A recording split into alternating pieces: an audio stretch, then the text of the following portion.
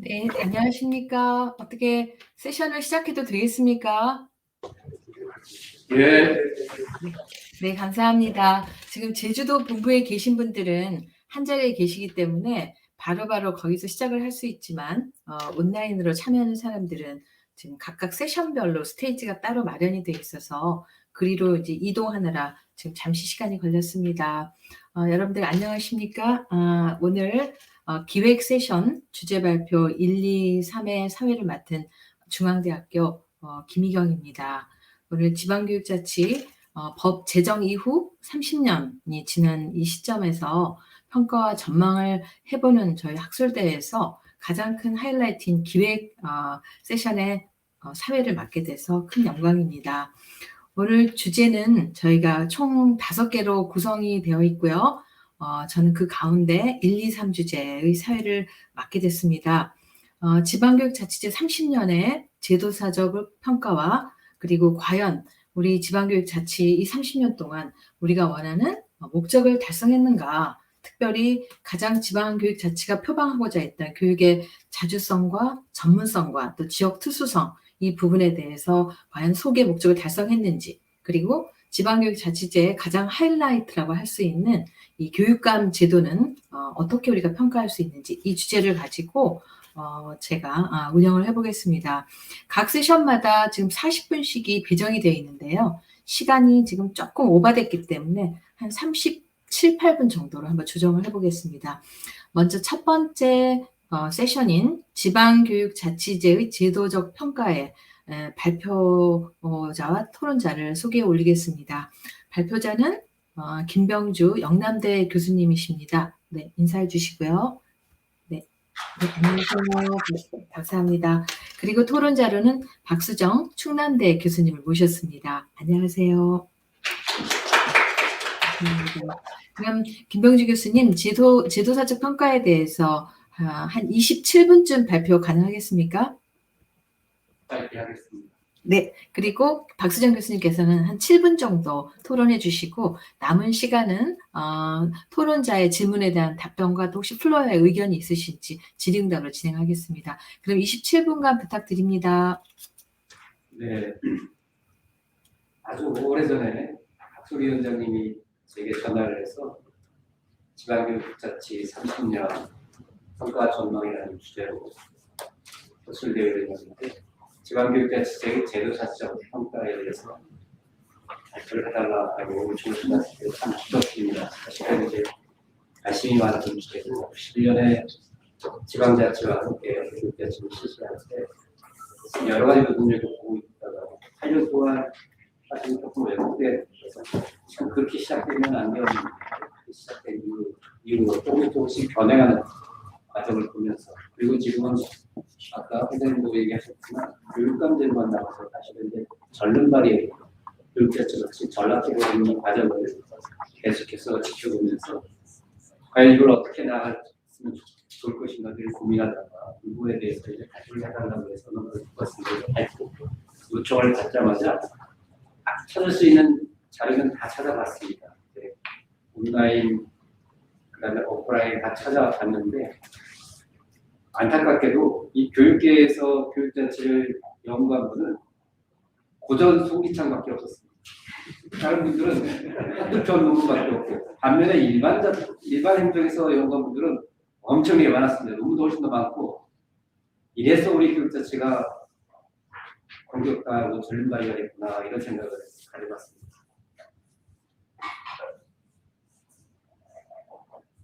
그 제도사적 평가라고 얘기를 했고 교육자치 30년이어서 저는 이제 일단 61년 이후에 교육자치의 수준을 마치겠다고 하고 사실 자료도 준비하고 썼습니다. 근데 사실은 대단히 제가 변명 같습니다만은 제가 이제 작년까지 보직을 하다가 올해 그만두고 좀 쉬어야지 했는데 오히려 더 바쁜 일들이 많아가지고 아니 이게 미리 준비를 받고 미리미리 준비를 좀 했으면 자료를 찾아놓았을 때 바로 준비를 하면 좋은데 미루다 준비를 못해서 뒤늦게 하다 보니까 사실은 제도사적 평가를 하기 위해서는 91년 이후에만 해야 되는 것이 아니라 1949년 12월에 교육법 제정 당시의 그 교육자치 문제, 그렇죠. 그래서 이제 그에 따라 1952년에 만들어진 교육자치를 봐야 지금의 교육자치가 과연 광역단위로 되어 있는 게 맞는지, 기초단위로 한번 그때 경험을 살려서 돌아가는 건 어떤지 이런 논의까지 가능할 텐데, 뒤늦게 91년 이후에 초점을 맞추려고 한 상황에서 다시 또 52년 교육자치를 깊이 있게 뒤돌아볼 수가 없었습니다. 그래서 참 안타깝고 대단히 죄송하게 생각합니다. 그런 차원에서 91년 이후에 교육자치 문제를 논의를 하다 보니까 사실 집행과 의결의 문제에 초점을 맞출 수밖에 없었습니다.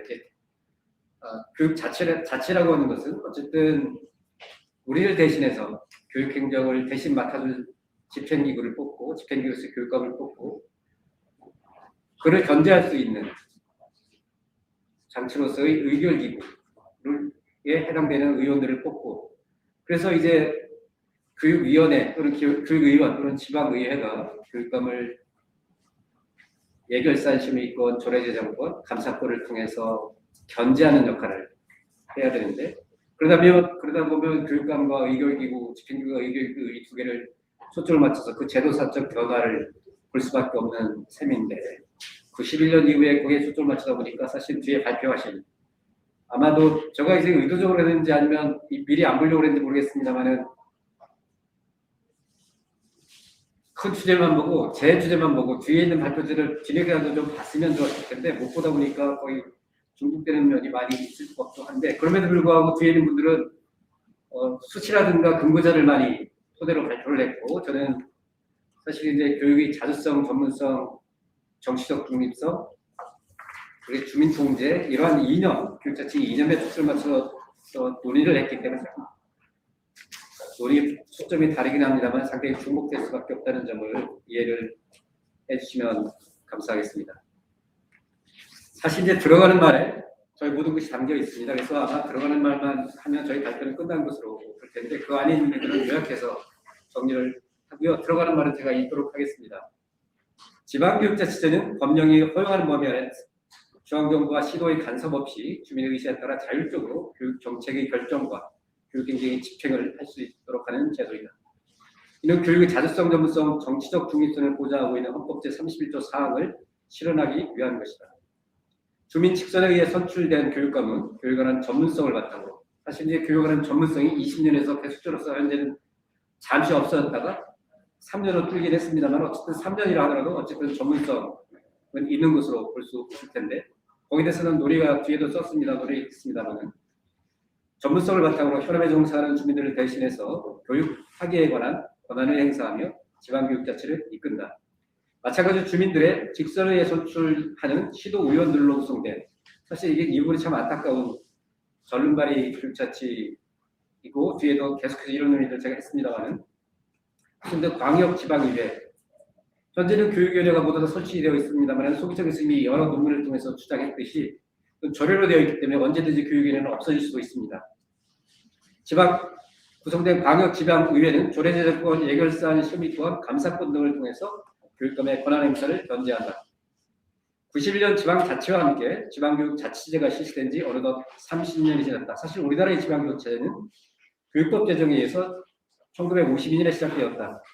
1949년에 제정된 교육법 제2장에 근거해서 1952년 5월 교육위원 선거가 실시되고 6월에 교육위원회가 출범하였다. 그러나 교육위원회가 독립한 의결기관이 되지 못하고 교육부라는 위명 의결기관의 형태로 귀결된 불완전한 출발이었다.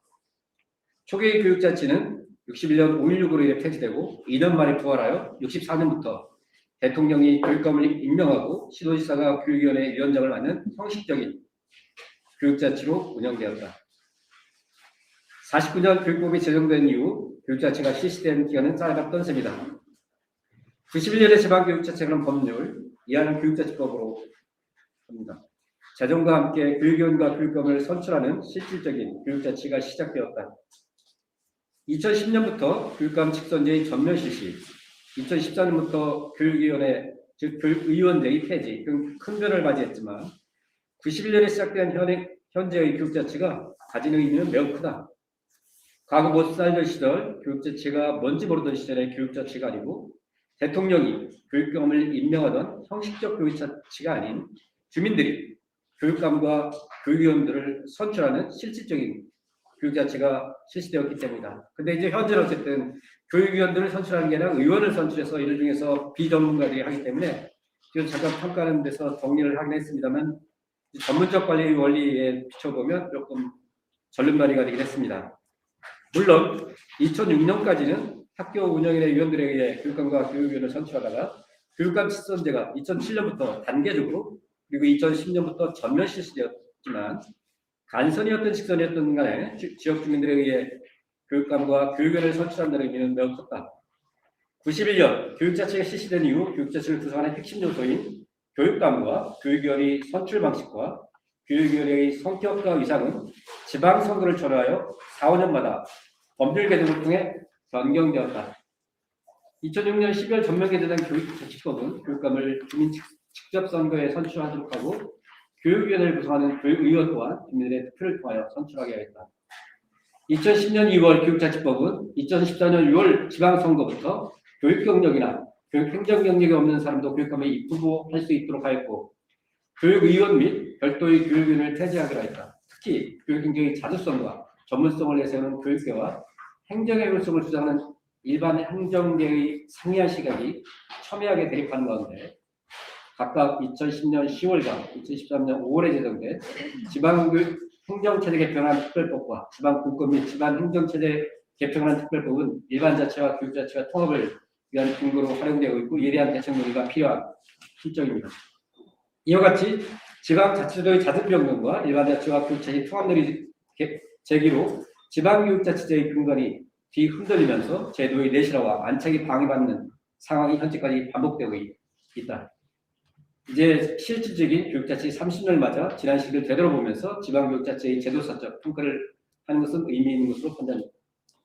지방교육자치의 역사는 91년 이후로부터 송기창 교수님이 2015년에 분류한 것을 약간 변형을 해서 실질적 교육자치제를 도입시기, 교육자치 일부 폐지기, 교육의 폐지 기록 부분에서 아까 얘기했던 그런 맥락에서 정리했습니다. 참 안타까운 것은 잠시 사실은 이제 부칙조항 때문에 2014년 교육감 선거가 무자격자도 입법할 수 있도록 했습니다. 물론 이제 실질적으로는 경력 있는 사람들 다 당선되긴 했습니다만은 그런 식으로 있었습니다. 그 부분 넘어가고 39쪽으로 넘어가겠습니다. 지방교육자치의 제도사적 평가를 하기 위해서는 지방교육자치의 원리와 이념을 볼 필요가 있습니다. 이걸 이제 평가준거로 활용해서 교육 제도사적 평가를 해봤는데요. 지방교육자치의 원리는 김종철 선생님이 제기한 지방분권 주민통제 그리고 자주성 존중 전문적 관리가 대표적으로 제시되고 있고 헌법 제31조 4항에서 규정된 정치적 중립성을 포함해서 널리 인정되고 있다고 볼 수 있습니다. 40페이지로 넘어가겠습니다. 이러한 이념적 원리에 근거해서 지방교육자치제의 제도사적 평가를 크게 4가지로 나누어서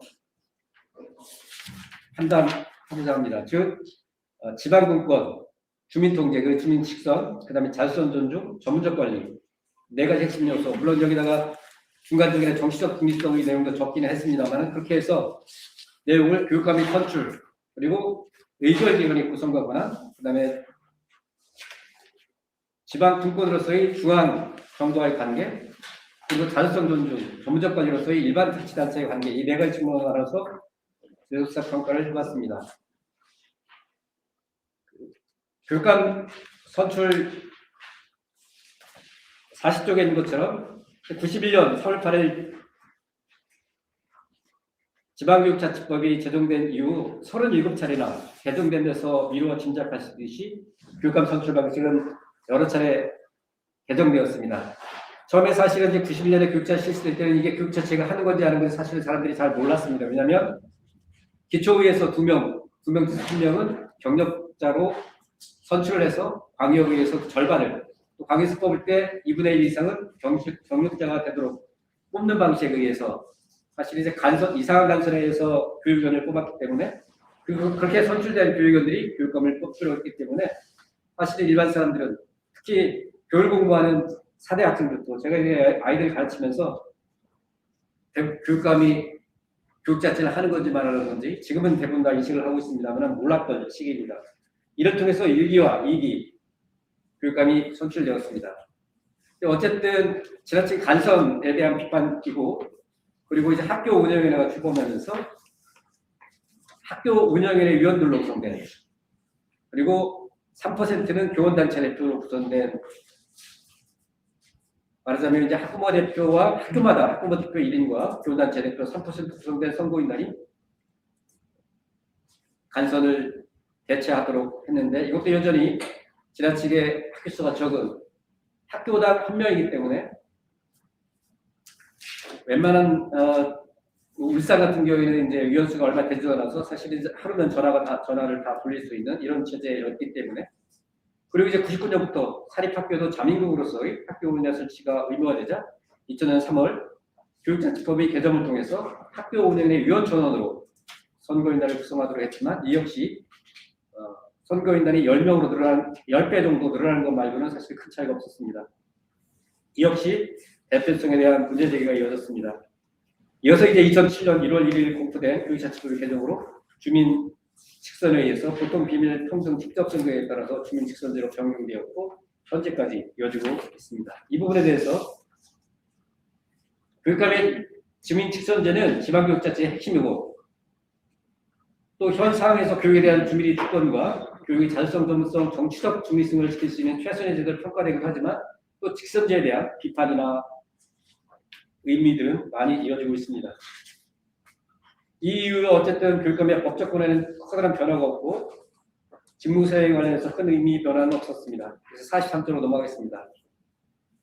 한편 이제 43쪽에 제시한 것은 전문적 관리의 의미에서 볼 때 아까 말씀드렸던 2014년에 잠시 법률 개정에서 법률 개정과 그 입법 수상에서 다시 이제 부활하면서 그 부칙 규정에 있는 단서 조항이 실수를 하는 바람에 어쨌든 2010년에 잠시 무경력자가 입법할 수 있다는 내용들이 43쪽에 제시되어 있습니다. 이런 차원에서 이제 전문적 관리에서 잠시 있고 그다음에 전문적 경력자 3년의 경력 요건이 과연 전문적 관리 입장에 타당하냐 그리고 이제 1년 이상의 정당 비교육 요건이 정치적 중립성에 후보자가 타당하냐는 논란이 되고 있다는 얘기 정리했습니다. 44쪽에는 의결기관의 구성과 권한에 관한 얘기입니다. 아까 말씀드렸던 것처럼 이제 91년에 지방교육제가 실시되면서 교육위원들을 두 기간 동안 간선에 의해서 뽑았습니다. 기초의회와 광역의회는 2중 간선에 의해서 뽑았고 99년부터 학우위를 통해서 뽑았고 세 차례에 걸쳐서 그리고 이제 2010년부터 교육의원제를 뽑았고 2014년부터 완전 폐지에 이르는 동안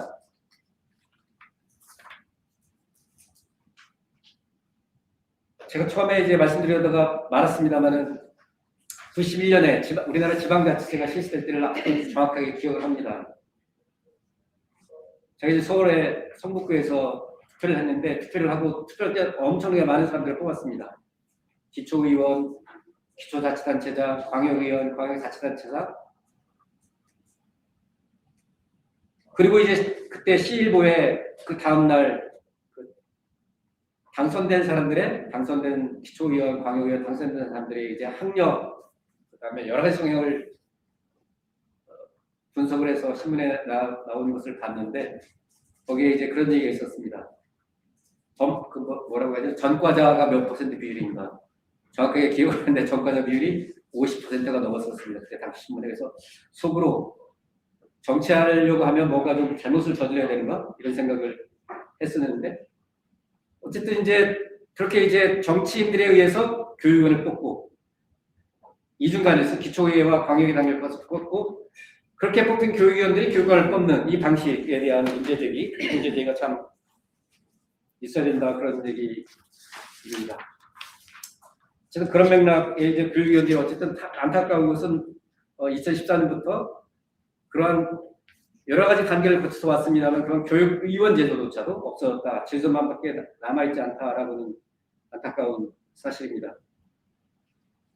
41쪽에 중앙정부와의 관계 바로 위가 이제 핵심 내용입니다. 지방교육자치에서 의결기구 임의비는 지방교육 자치 자체를 위협하는 요인이다. 집행기관이 존재만으로는 자치구현을 논하기 불가능하고 집행기관이 통합으로 나가는 수순이 될 수도 있다. 송기창 교수님의 논문에서 여러 개에서 이런 주장도 하고 계시더라고요. 시도의회 상임위원회로 전면 전환된 교육위원회 활동과 평가, 시도의회 의원으로 구성된 교육상임위원회의 구성과 활동에 대하여 분석을 해서 정말로 교육위원회의 부활이 정말 필요하다라는 근거만이 필요하다라고 볼 수 있습니다. 아까 이제 그 김선우 교수님 주제 발표하실 때도 사실은 이제 의회에서 교육감을 좀 더 견제하는 장치가 더 필요하다라고 얘기를 하셨는데 지금 현재로서 이제 전문적 관리에 원해서 잘 모르기 때문에 그런 부분에 대한 아마 말씀하신 게 아닌가 싶습니다. 교육위원회 제도가 있어야 전문적성 있게 이제 견제를 할 수 있다는 거죠. 사실 이제 교육위원회 제도가 있을 때 교육청 직원들로한테 얘기를 들어보면 교육청 직원들 입장에서는 교육위원회 제도가 폐지되었으면 한다는 그 상대적으로 그런 얘기를 많이 했습니다. 왜냐하면 잘하기 때문에 그리고 중요한 거는 교육위원들은 한 명이 한 명이 각 당이라고 해야 됩니다. 각 당. 의회에 가면 양당밖에 없는데 교육위원회 제도는 모든 사람이 다 가진 성격이 개성이 다 다르기 때문에 모두 다 각 당이다. 그래서 상대하기 너무 힘들다라고 하는 얘기인데 그 얘기는 그만큼 견제를 잘하는 역할이 있다라고 볼 수 있을 텐데요. 어쨌든 그게 폐지된 상황이기 때문에 그렇게 정말로 그 있을 때와 없을 때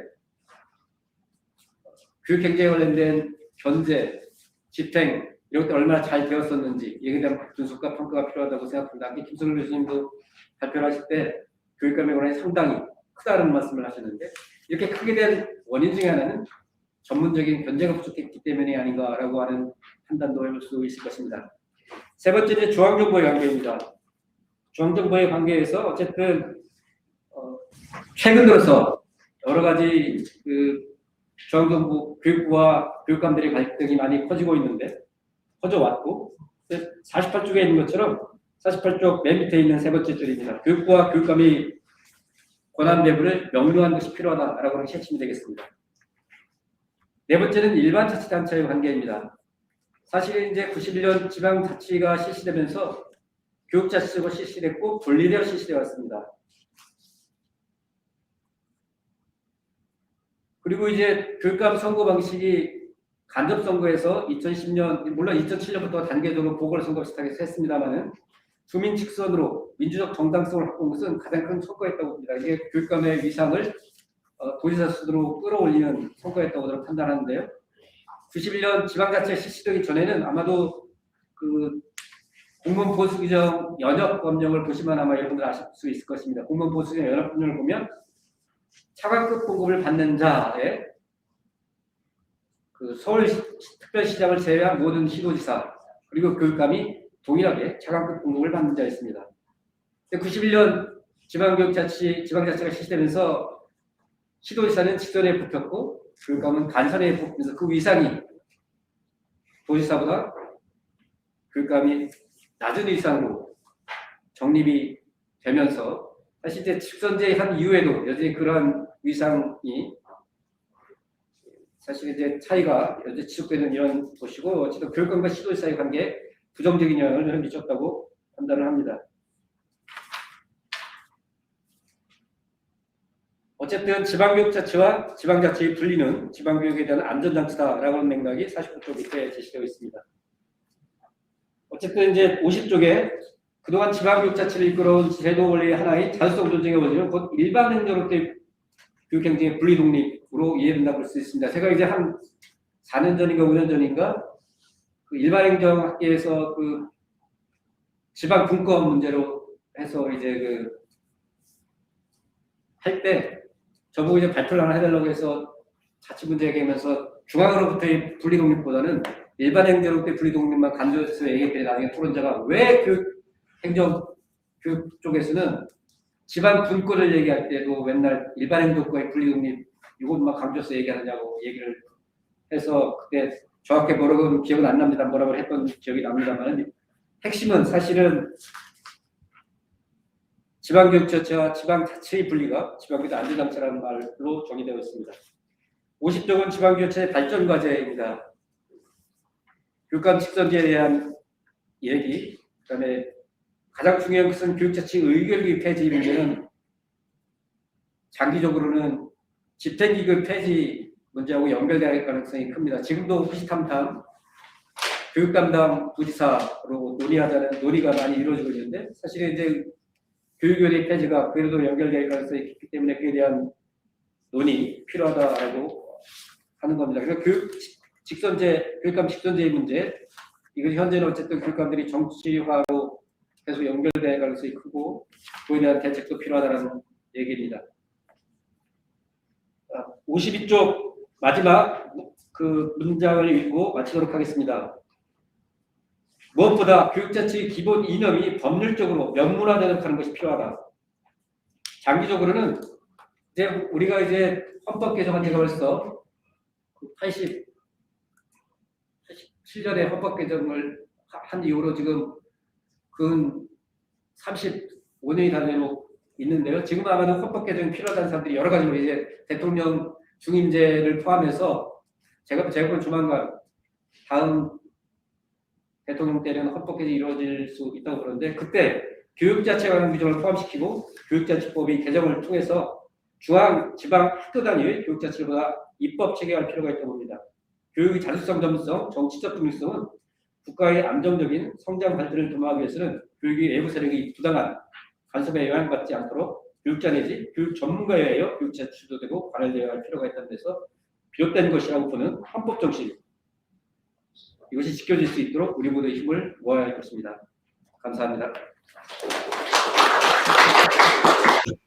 네, 김병주 교수님 감사드립니다. 원래 저렇게 말이 빠른 양반이 아닌데 시간을 지키시느라고 막 혀가 꼬이면서 이렇게 열심히 시간 전략해 주시는 걸 보고 너무 감동받았습니다. 그래서 사회자도 원래 제가 세션마다 이렇게 요약을 잘 하는데 조금 시간에 쫓겨서 전체 요약은 하지는 않겠습니다. 다만 큰 맥락을 그냥 한 30초만 말씀을 드리면 김병준 교수님께서는 지방교육자치제를 제도사적으로 평가한다라고 했을 때 기본 원리에 비추어서 과연 지방분권, 주민통제, 자주성 그리고 이 전문성이라고 하는 큰 관점에서 볼 때 이제 4가지 꼭지를 추출을 하셨어요. 거기에서는 교육감의 선출과 권한이 어떻게 될까? 또 의결기관의 구성과 권한, 또 중앙정부와 관계, 일반 자치와의 관계 이 4개를 뽑으셨고 거기에 대해서 어느 부분 상당 부분 진척된 부분도 있지만 역시 한계는 아직 많이 있다. 그리고 그 발전 방안으로서 어쨌든 어떻게 해서든지 이게 이제 헌법에 명시될 수 있도록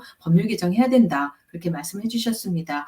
다시 한번 감사드리면서 여기에 대한 토론을 박수정 교수님께 7분만 부탁드리겠습니다. 박 교수님 부탁드립니다.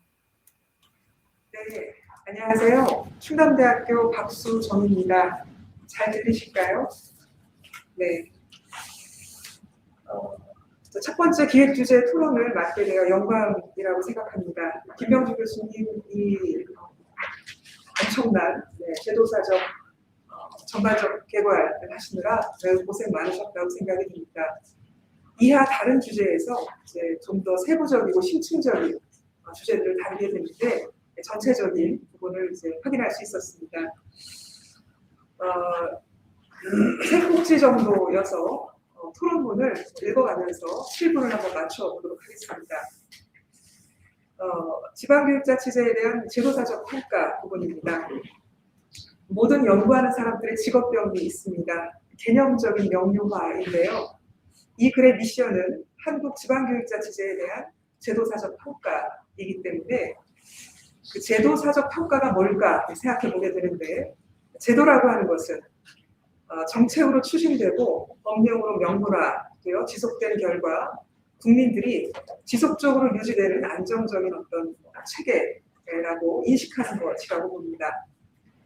이러한 제도의 역사적 측면에 대한 접근을 제도사라고 할 것인데 이게 제도사적 평가인지 혹은 제도에 대한 역사적 평가가 되는지 어쨌든 이에 대한 일련의 평가를 기대하게 됩니다. 이러한 점에서 용어와 어떤 연구 범위 설정이 조금 더 명료하면 어떨까 하는 생각이 들었습니다. 이 글에서 1991년 이후를 세 시기로 나누어 주셨습니다. 이 부분은 대단히 새롭고 또 의미 있는 또 타당성 있는 또 분류라고 생각이 되었습니다. 다만 이를테면 교육자치 일부 폐지기라고 하는 시기는 지방의회와의 그 통합형 교육위원회를 의미하여 이러한 의미가 드러나는 명칭인지 한번 생각해 볼 필요가 있을 것 같고, 또 저는 그 잠시나마 아주 혼란스럽긴 했지만 주민직선 교육의원제를 운영했던 시기라는 점을 좀 살려두어야 되지 않을까 하는 생각이 들었습니다. 사회자께서 정리하신 바대로 이 글은 지방교육자체 원리와 이동을 분석하고 4가지 원리에 의거해서 또 4가지 차원을 논의하였습니다. 이렇게 수자의 4가지 요소에 대하여 전자의 4가지 원리에 비추어 분석하였고 상당 부분 의미 있는 그런 정리가 이루어졌습니다. 그렇지만 전체적인 평가 결과를 이제 일목요연하게 파악하기에는 다소 어려운데, 제가 또 연구하는 사람들이 이제 마지막에 뭐 이렇게 동그라미도 하고 상중하도 하고 이런 어떤 전체적인 평가를 너무 이제 기대하지 않았다는 생각도 들기는 합니다. 또한 사안에 따라 다른 평가를 내릴 수 있을 것 같은데, 예컨대 전문적 관리는 교육감의 3년 그 자격으로 보면 더 낮은 수준이지만 일반행정으로부터의 독립이라고 하는 구조로 보면 더 높을 수도 있다고 봅니다. 종합적이면서도 다면적인 평가가 필요하고 그래서 또 어려운 부분이라고 생각이 듭니다. 원리라고 이야기하신 지방분권, 민주성, 자주성, 전문성, 그리고 정치적 중립성 등의 원리는 그 의미는 매번 변화되고 있지 않을까 생각이 됩니다. 예컨대 민주성은 교육감 주민직선으로 충족된 것이 아니라 지금은 좀 더 적극적인 의미의 주민 참여가 요구되고 있지 않은가. 일반 행정으로부터의 독립 혹은 관계라고 하는 부분은 지방과 지방교육의 발전과 상생을 위한 교육행정과 일반행정의 연계와 협력, 이 부분도 오늘 강조해 주셨습니다만 그렇게 또 이해할 수 있을 것 같습니다. 60쪽입니다. 지방교육자치 30년이냐 교육자치 30년이냐 하는 부분을 제가 한번 이 부분부터는 제 생각을 한번 적어봤는데요. 아시다시피 한국의 지방교육자치제는 49년 교육법에 명시되어 52년부터 실시가 되었고 91년 지방교육자치법이라고 약칭해서 부르는 그 법률 제정으로 이제 실질적인 교육자치가 시작되었다는 점을 누구나 알고 있습니다.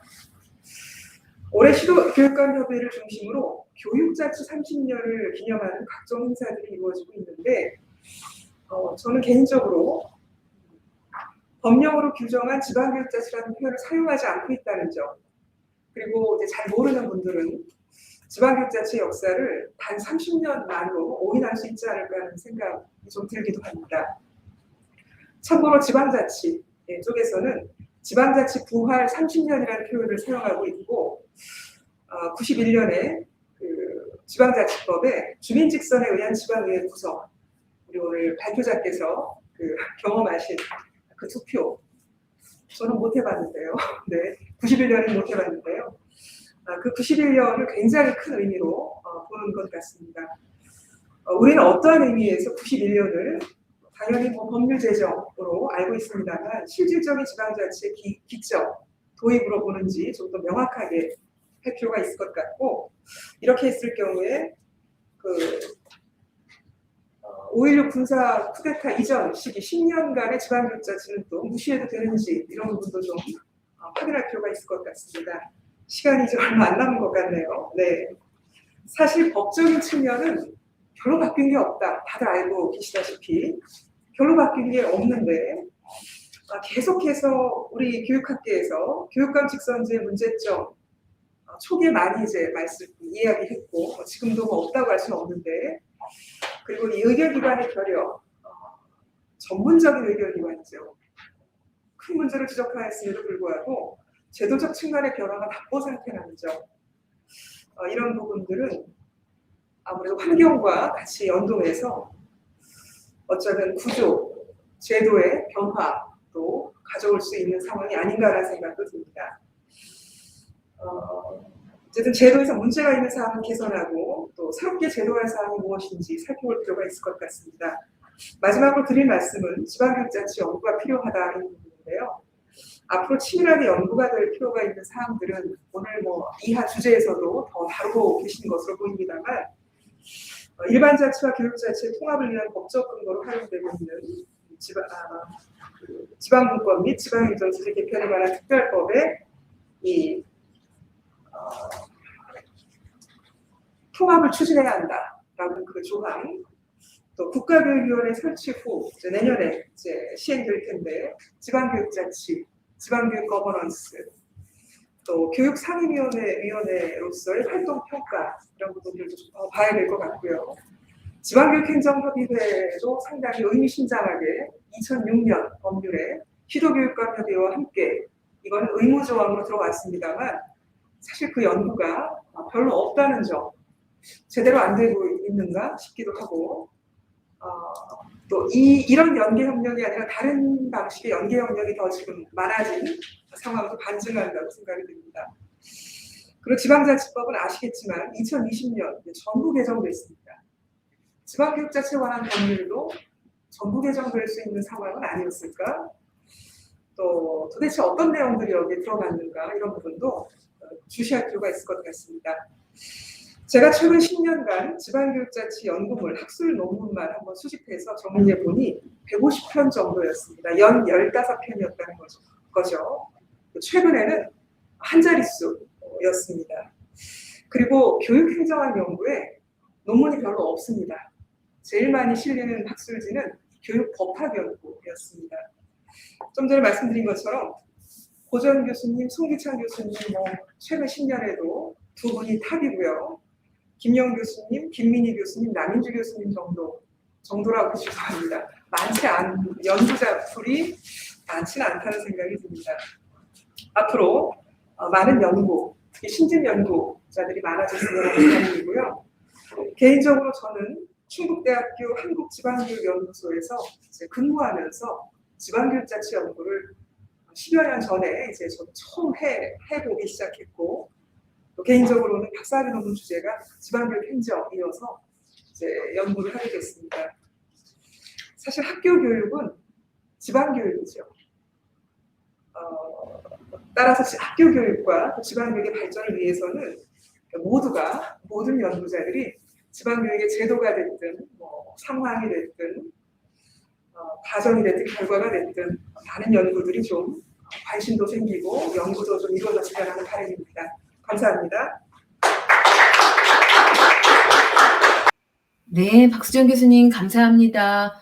발제자가 더 연배가 높으시고 우리 박수정 교수님이 더 후배이신데 선배에 대한 아주 강한 공격과 함께 또 후배들에 대한 추후 연구 과제까지 많이 제안해 주셨어요. 그래서 이걸 일일이 또 답변하거나 할 시간은 조금 부족하고 제가 박수정 교수님 지기신 문제 가운데에서 김병주 교수님이 짧게 2분 동안 답해 줄 그 숙제 하나만 드리겠습니다. 지금 박 교수님 지적하신 것 중에 일반 행정으로부터 이제 독립이 아니라 일반 행정과 연계 협력 아니냐 이렇게 말씀하셨는데 아까 저 김병주 교수님이 어디 학회 참석하셨다 또 그 얘기도 하셨기 때문에 한번 그 부분에 대한 생각을 짧게 말씀해 주시고요. 그리고 마지막 그 지방 이 교육자치에 대한 연구가 앞으로 굉장히 필요한데 혹시 김병주 교수님께서 생각하시는 지방교육자치 우리 후속 세대들이 염두에 둬야 될 주제 한두 가지가 있다면 좀 말씀해 주시면 감사하겠습니다. 2분만 부탁드리겠습니다. 사실은 이제 제가 전에 비슷한 논문을 할 때는 재정이나 이런 것 측면에서 일반 행정과 교육 행정의 연계 협력이라는 말을 표현을 썼습니다만 연계 협력으로 나가게 되니까 어떻게 되냐면 사실 이제 연계 협력이 아까 처음에 시작할 때 위상도 제가 말씀드렸습니다. 교육자치, 지방자치 하기 전에는 교육감과 의사가 대등한 입장이었는데 간선으로 바꾸면서 사실은 한대로 밑은 것처럼 많은 사람들이 이렇게 오해를 하게 되고 직선제로 바뀌고 나서도 사실은 그렇게 생각을 합니다. 그래서 연계협력으로 지금 가게 되면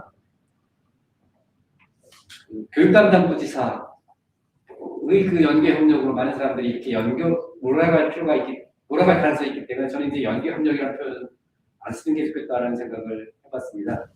그래서 지방교육 행정협의회 얘기도 했는데 저 중간에도 적었습니다. 제가 경상북도에서 교육행정 지방교육행정협의회 처음에 시작할 때 8년간 연계를 했었는데 회의를 가게는 갔습니다만 도지사와 교육감이 나온 적은 한 번도 없었습니다. 국장들만 나와서 사실 형식적 이야기만 하라고 하니까 사실은 이게 법적으로 만들어 놓고 하라고 하긴 했으나 아마 제가 생각하기에 다른 시도도 마찬가지지 않을까 이런 생각이 듭니다. 이제 아까 후속 연구를 할 거는 정말로 아까 제가 잠깐 말씀드렸던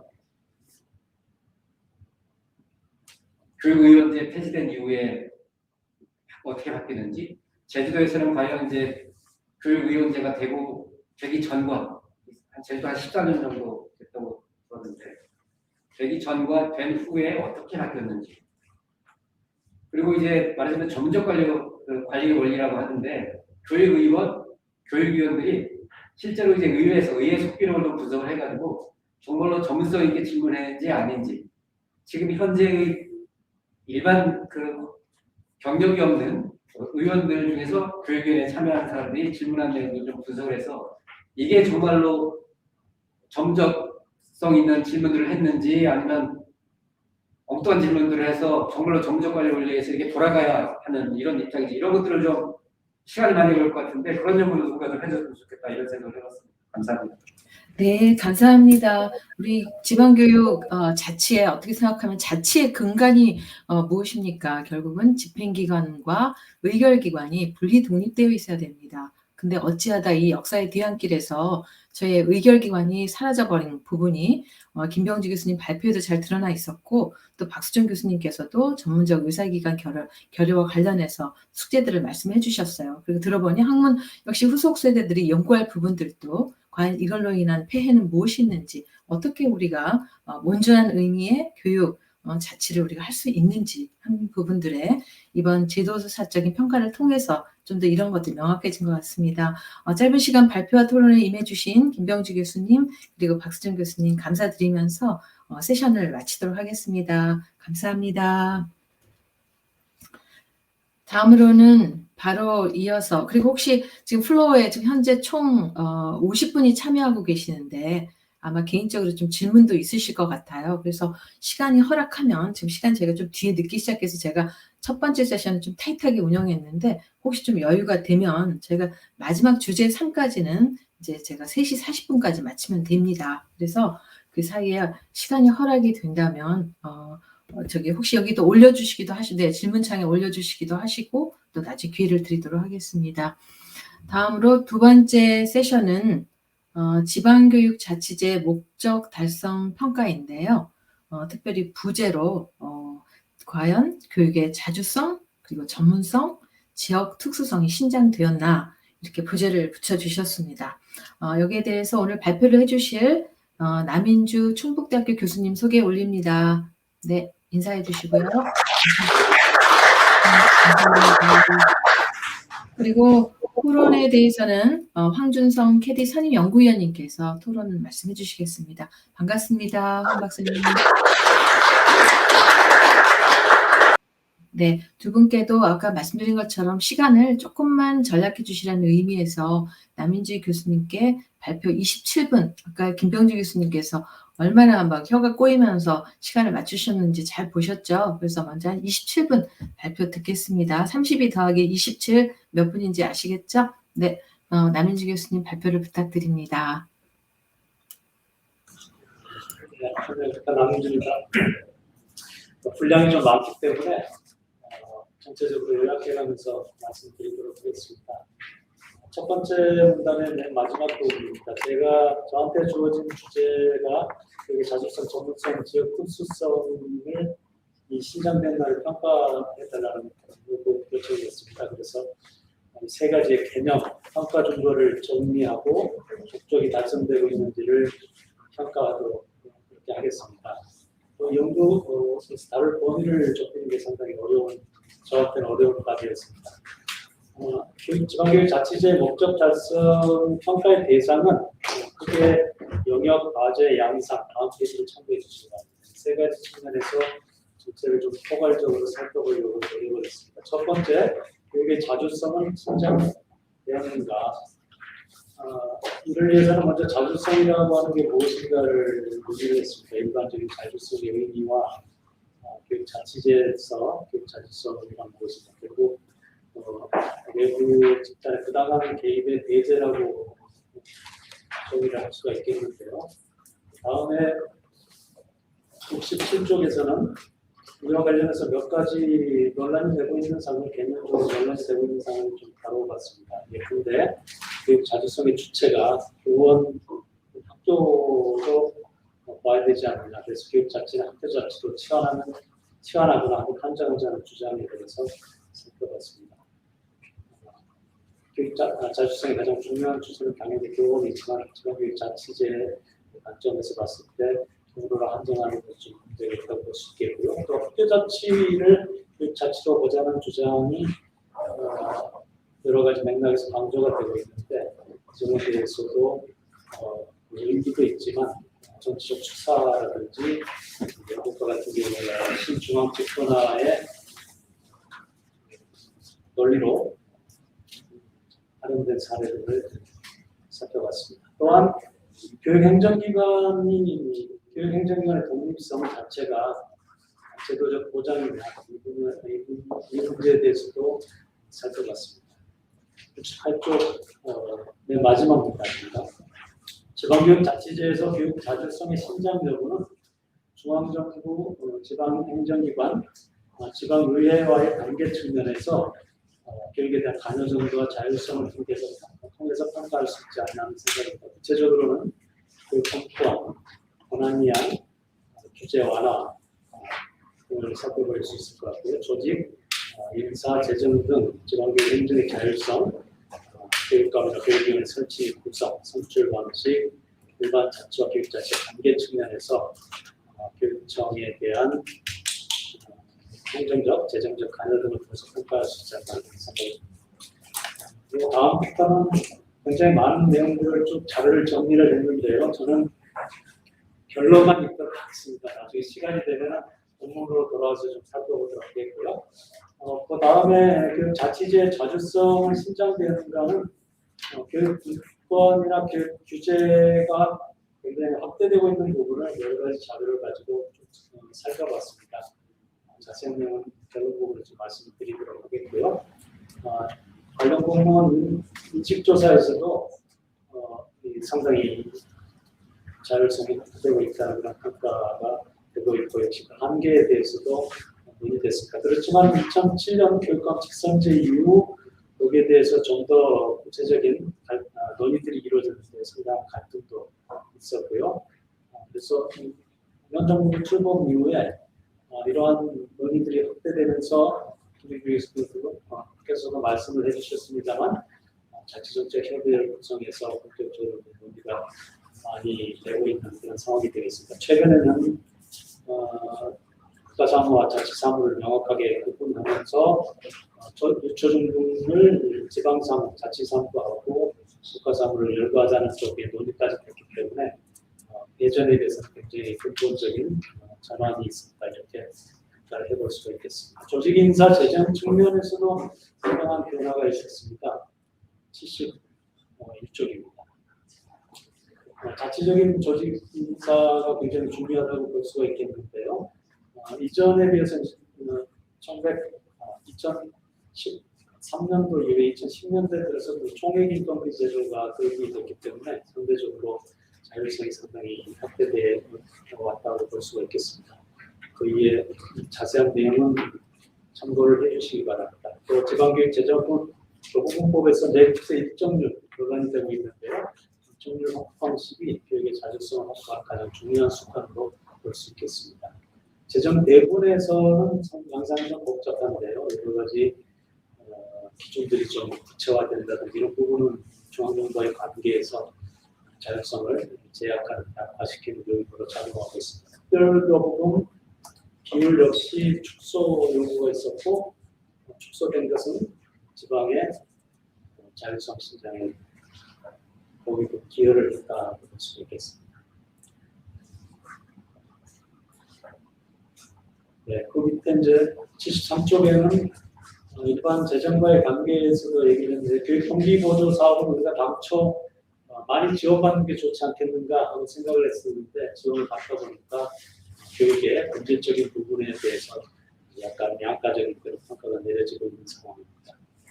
다의 교육감 협의회 및 교육위원회에 대해서는 이미 김병주 교수께서 충분히 말씀을 해주셨는데요. 여러 가지 이 의결기관과 집행기관은 사실 기관자치 측면에서 보면 굉장히 핵심 요소인데 이 부분에서도 상당한 변화가 있었던 걸로 볼 수가 있겠습니다. 74쪽에 있는 것처럼 선출 방법이라든지 의견의 독립적인 의결 기구가 폐지된 것은 중요한 결격 사유라고 볼 수가 있겠습니다. 교육감 선출에 있어서 자격이나 그런 부분이 계속 완화되어 왔습니다만은 교육감 직선제의 경우에는 상당히 자주성을 보장하는 데 되어 있고요. 그 밑에 맨 마지막 부분에는 교육감의 통할 때 배포, 통준성 같은 것을 계속 언급을 하셨습니다. 명시되지 않은 부분은 한계는 남아있다. 75쪽에 있는 라 법령 체계 및 일반 자치와의 관계에서는 굉장히 잦은 변화 과정에서 이 지방교육 자치 관련 법령의 체제한 내용이 제대로 정비되지 못하고 있는 그런 혼란스러운 상황이 되어 있습니다. 장이 왕창 삭제가 된다든지 준용 규정이 많다든지 이런 부분이 되고 있고요. 관련 법과의 관계에서도 지방교육자치법이라든지 국가특별법과 교육 자체의 관계에 상당한 논란이 되고 있습니다. 역시 교육의 자주성을 위협하는 가장 큰 요소는 일반 자치와 교육 자체의 통합 시도라고 볼 수 있겠고요. 이 부분은 김용희 교수께서 교육과 관련해서 자세히 말씀을 해주셨습니다. 76쪽에 최근에 지방자치법이 개정이 되고 지방분권위원회에서 여러 가지 일반 지방자치에 관련해서 논의가 되고 있는데 여기서 강조되고 있는 게 이제 주민주권적 요소가 있고 하나가 주민투표로 단체장 선임 방법 등 지방자치단체 기관 구성을 선택할 수 있도록 우리가 종전에 있었던 똑같은 방식이 아니고 선택할 수 있도록 되어 있기 때문에 이 부분이 교육 자체에도 아마 영향을 주지 않을까 그렇게 생각을 하고 있습니다. 다음, 교육의 전문성은 신장되었는가, 전문성이란 무엇인가에 대해서 쭉 살펴봤습니다. 17쪽에 교육 관련 경정이나 비정당원 자격 요건 관련해서 민주성 원칙과 이게 갈등 위배되는 거 아니냐 하는 논란을 살펴봤고요. 그 다음에 또 하나로 시작되는 문단은 정치적 중립성 이것에 대해서도 상당한 논란이 있었습니다. 근데 이제 선거 자체가 정치적 아니냐 중립성 위반이냐 아니냐 제가 봤을 때 이런 황당한 주장까지 전개가 되고 있는 그런 상황인데 정치적 중립성이 무엇인가에 대해서 살펴봤고요. 그 아래 문단에서 역시 러닝메이트제라든지 공동중립제를 언급을 했습니다. 지방교육 자치제에서 교육 전문성의 신장 여부는 교육감 교육위원회 구성 및 자격, 교육 정책 결정이나 집행에서의 경력의 중요성, 교육 전문가의 참여, 행정 조직에서 교육 전문가의 이상, 교육행정 공무원의 전문성, 지방교육 행정관리위원 분야, 인사제도, 자치 역량 강화 노력 등을 통해서 평가해 볼 수 있지 않나 하는 생각이 듭니다. 구체적인 78쪽에서는 신장이 되었는지 구체적인 내용을 정리를 해보았습니다. 첫 번째, 가교육감 및 교육위원회에 관련해서 자격이라든지 이런 여러 가지 내용들을 얘기했는데요. 제도적인 부분은 김병희 교수께서 말씀을 해주셨기 때문에 생략을 하도록 하겠습니다. 79쪽에서 그림 아래 부분입니다. 독립된 위원회에서는 이제 여러 가지 교육위원회들이 과거 견제 감시뿐만 아니라 중재나 조정 역할을 했었는데 지금 역할이 미흡하다는 그런 내용이 되겠습니다. 80쪽에 교육행정 직원 인사 부분입니다. 사실은 전문성이라고 하면은 제도적인 전문성뿐만 아니라 이런 이 직원 인사 부분에서도 전문성이 필요하다는 생각이 드는데요. 사실은 교육행정 공무원들 임용 과정에서부터 그때 양성이나 프로그램이 없고 임용된 이후에도 연수 과정에서도 특별한 내용들이 교육적인 전문성을 기를 기회가 충분하지 않다. 그 전문직도 마찬가지라고 볼 수가 있겠습니다. 그 내용들을 쭉 살펴봤는데요. 81쪽에 있는 것처럼 교원 대비해서 지방 공무원 일반직과 교육 전문직의 비율 공무직까지 합치면 최근 한 5년 동안만 해도 46.4%에서 56.9%까지 어마어마한 변화가 지금 일어나고 있는 그런 상황이라고 볼 수 있겠습니다. 네, 사실 이쪽에서 결국 교육청, 교육지원청, 직속기관, 단위학교까지 보면은 교원이나 전문직, 행정공무원, 공무직 등이 함께 근무하고 있는데 이 과정에서 이 구성원들이 뭔가 공유하는 그런 인식을 공유할 수 있는 제도적 장치가 상당히 유익하다는 생각이 들었습니다. 지방교육 자치 역량과 관련해서는 최근에 여러 가지 노력들이 나타나고 있는 상황이 되겠습니다. 시도교육청별로 자체적인 정책의 개발, 평가 완료를 위한 노력들이 있고요. 연구 조직도 활성화되고 있는 상황이고, 전국 시도교육감협회가 최근 한 10년간 상당히 활성화되고 있는 상황입니다. 거기 그림 위에 있는 것처럼 제가 그 법제화 연구를 했을 때만 해도 3명이었는데 지금 최근에 들어가서 보니까 22명 몇 개 과 팀으로 구성되어 있어서 조직도 좀 체계화될 것 같았고요. 그래서 굉장히 중요한 진전이라고 생각을 하고 있습니다. 교육의 지역적 특수성이 신장되었는가? 이 점은 84쪽입니다. 지역 특성을 충분히 반영한 교육 및 교육 행정을 시행하고 있는가?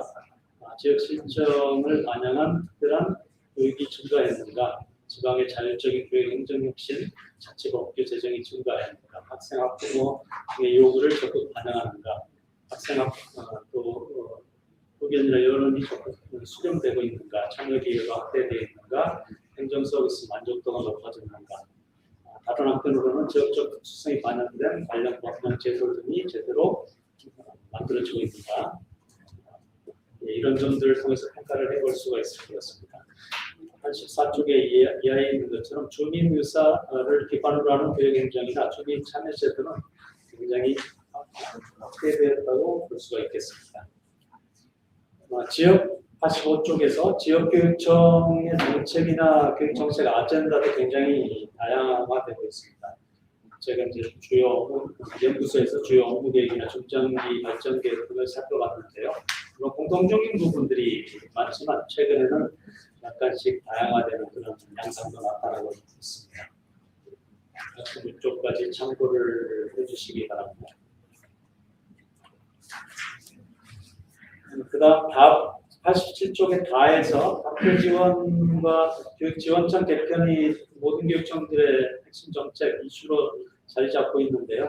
그 구체적인 내용이나 추진 방식이 굉장히 다양해지고 있습니다. 2010년 이전의 교육부 중심의 추진에 비해서 혹시 지방의 특수성 반영하기 위한 노력이 반영된 것으로 평가를 해볼 수 있지 않겠는가. 구체적인 내용들은 살펴봐 주시기 바랍니다. 조직 88쪽에서 조직 및 인력 부분에서도 역시 다양한 특성들이 나타나고 있다. 국가 설치라든지 이런 자율권이 확대되면서 구체적인 명칭이라든지 체계자 시도교육청도 달라지고 있고요.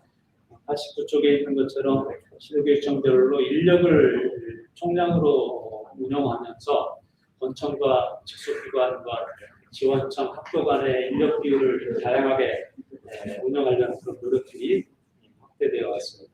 지금 교육청들이 고민하고 있는 사항들을 보면 지역적인 특수성이 굉장히 많이 반영되어 있다고 볼 수 있겠습니다. 마지막으로는 정원 및 재정 배분에서 이러한 지역 특수성을 반영하기 위한 제도적인 노력이 있었는가 하는 부분입니다. 학생 수 감소에 대해서 굉장히 많은 논란이 있는데요.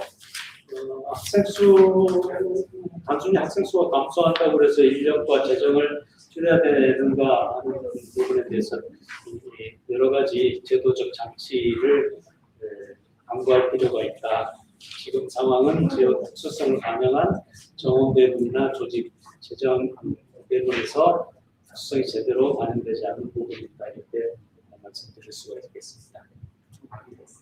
네. 90쪽에 있는 결론입니다. 여기는 좀 읽어보도록 하겠습니다.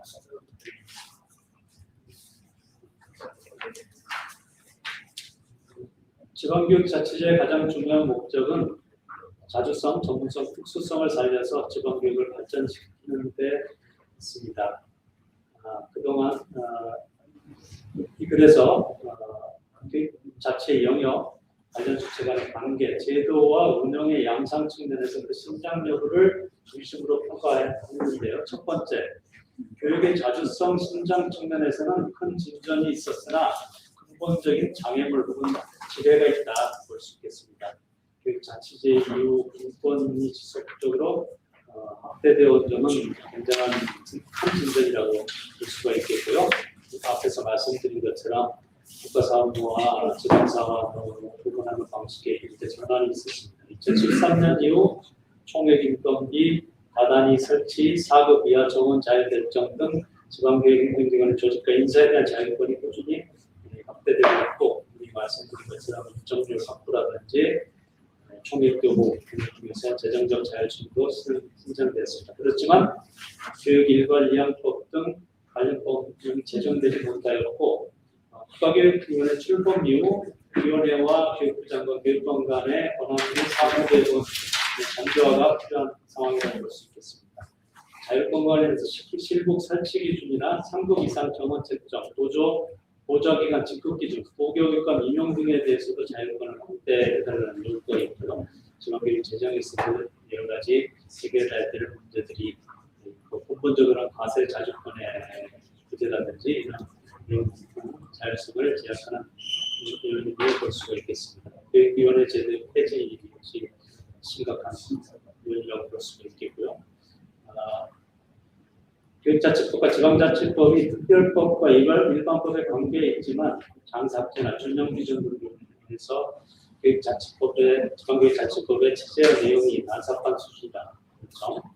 무엇보다도 지방법 특별법의 통합 노력 규정들이 있고, 자치분권위원회 중심으로 지방자치 발전 계획이 수립되고 있고, 그 일환으로 교육 분야가 다뤄지고 있는 점. 그다음에 일반 자치계의 반복적인 통합 노력 시도, 역시 지방교육 자체의 자주성의 근간을 위협하는 요소로 볼 수 있겠습니다. 두 번째, 교육의 전문성은 제도적으로 점차 약화되어 왔습니다. 전문적 교육 자치 역량 성숙을 위한 지속적 노력이 필요한 시점이라고 봅니다. 이미 여러 차례 언급된 것처럼 교육과 교육위원회 자금 요건이나 설치 요구 근본적인 약화가 있었고요. 전반적으로 봤을 때 전문적 관리보다는 민중 통제를 중시하는 일관적인 교육으로 일부의 점점, 이로 인해서 교육감에 대한 전문적 견제라든지 교육사의 특수성을 반영한 자치법이나 여기 정치적 중립성 확보에는 한계가 있다고 볼 수 있겠습니다. 그렇지만 지도교육감 협의회 기능 강화, 교육청별 연구기관의 설립 등 통해서 자치 역량 제고 노력이 강화되고 있는 시점입니다. 한편 교육감 소속 교육 전문직, 교육 행정직, 교육 공무직의 숫자가 크게 증가하고 있는데, 이들의 선발, 자격, 연수 등 직원 인사에서 교육의 전문성 확보를 제고할 수 있는 제도적 조치가 매우 미흡하다. 지방교육 자치 역량 강화를 위해서는 교원을 포함하는 매우 이질적인 집단 구성을 어떻게 극복할 것인지,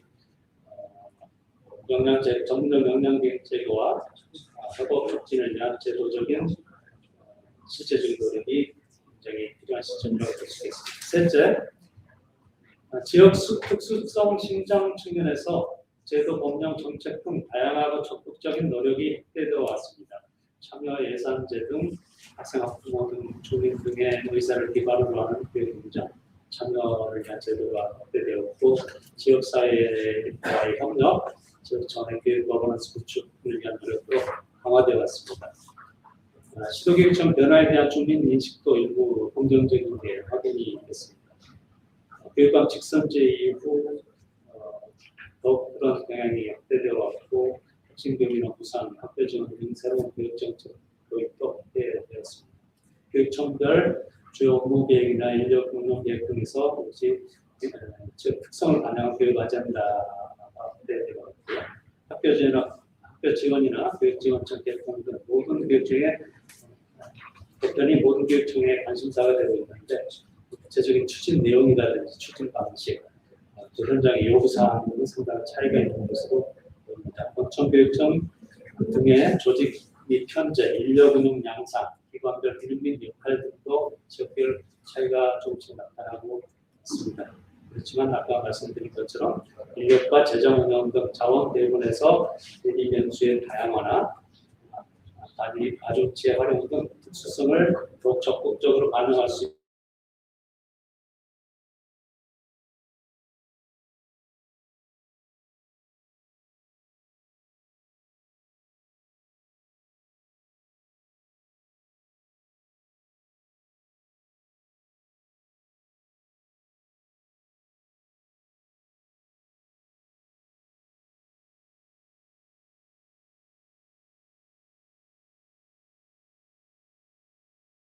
정리를 해보았습니다. 첫 번째,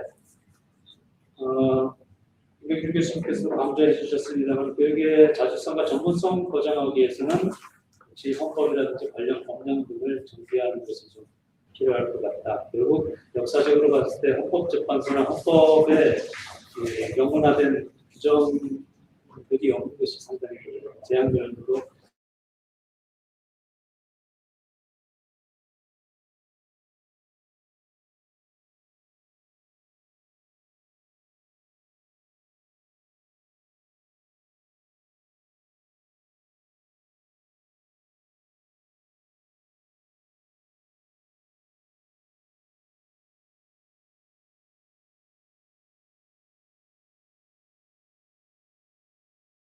공동노력과 협업이 굉장히 중요하다. 교육 자체 발전을 위해서는 아쉬운 부분이 굉장히 많이 있습니다. 지방국권위의 소관 사무로 되어 있는 지방교육자치 이 통합이 교육자치 연계 통합이 소관 사무로 되어 있는 것은 위험이라고 볼 수 있겠고 교육자치제 발전을 위해서는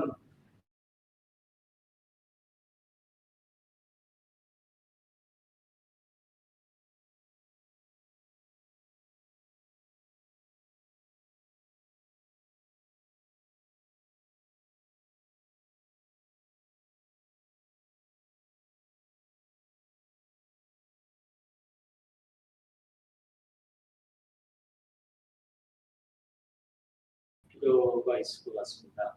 적극적으로 참여를 해야지만 특히 교원, 전문직, 행정직 등이 참여를 해야지만이 교육자치제의 목적을 살 수가 있고 사실은 교육의 전문성이 충분히 또 입법이나 조직 재정 운영 등에서 발현되어야지만이 교육자치제의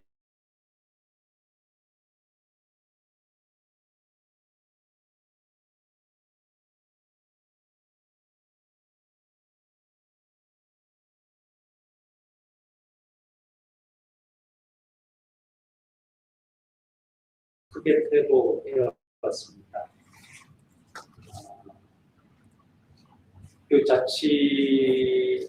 일반 자치에 비해서 교육 분야의 교육계의 기운 노력은 너무 미약하다고 볼 수 있고요.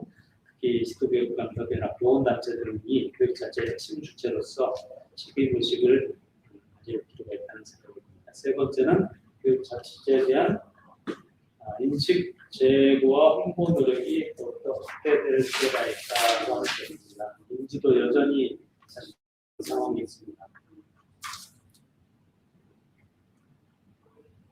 그 안에는 청구를 해주시기 바라고요.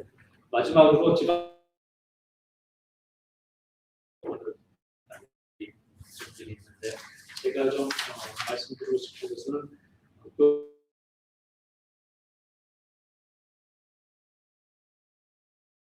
접근성을 가질 수 있다. 그리고 공유된 의식을 좀 가질 수 있도록 그런 노력들이 필요하지 않나 하는 생각이 듭니다. 그리고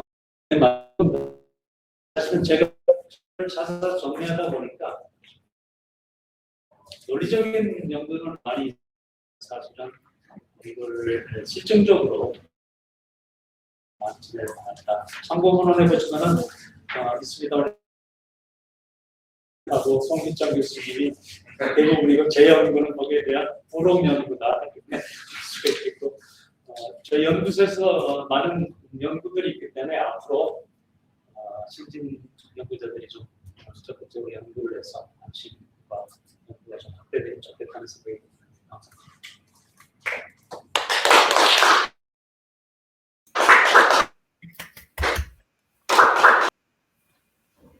네, 감사드립니다. 남인주 교수님. 우리가 흔히 이런 발표문을 쓰거나 발표를 할 때 굉장히 중요한 게 프레임워크이잖아요. 근데 남인주 교수님은 역시 교육 재정 전문가라서 그런지 시작부터 끝까지 프레임워크가 너무 명확합니다. 지방교육자치제가 과연 목적을 달성했나? 이걸 일단 자주성, 전문성, 지역 특수성으로 구분을 하셨고, 각각에 대해서 개념이 뭔지, 그리고 이걸 평가할 수 있는 증거가 뭔지 밝혀주시면서 이제 과연 정말 신작이 되었는지를 지금 각 세 개 각각 다 논의를 해주셨어요. 전체적으로 종합을 해보면 일부 과거에 비해서 91년 이후 상당 부분 신장이 되었다. 그러나 어떻게 생각하면 신장된 부분보다도 이제 숙제가 더 많은 상황입니다. 특히 그 숙제와 관련해서는 주제 발표 1에서도 강조가 된 것처럼 이것을 어떻게 법령화할 것이냐, 그리고 우리가 더욱더 실증 기반의 연구를 많이 해서 이 분야를 더욱더 확대 발전시킬 거냐 하는 그런 과제들을 제시해 주셨습니다. 여기에 대해서 황준성 박사님의 토론을 7분 부탁드리겠습니다.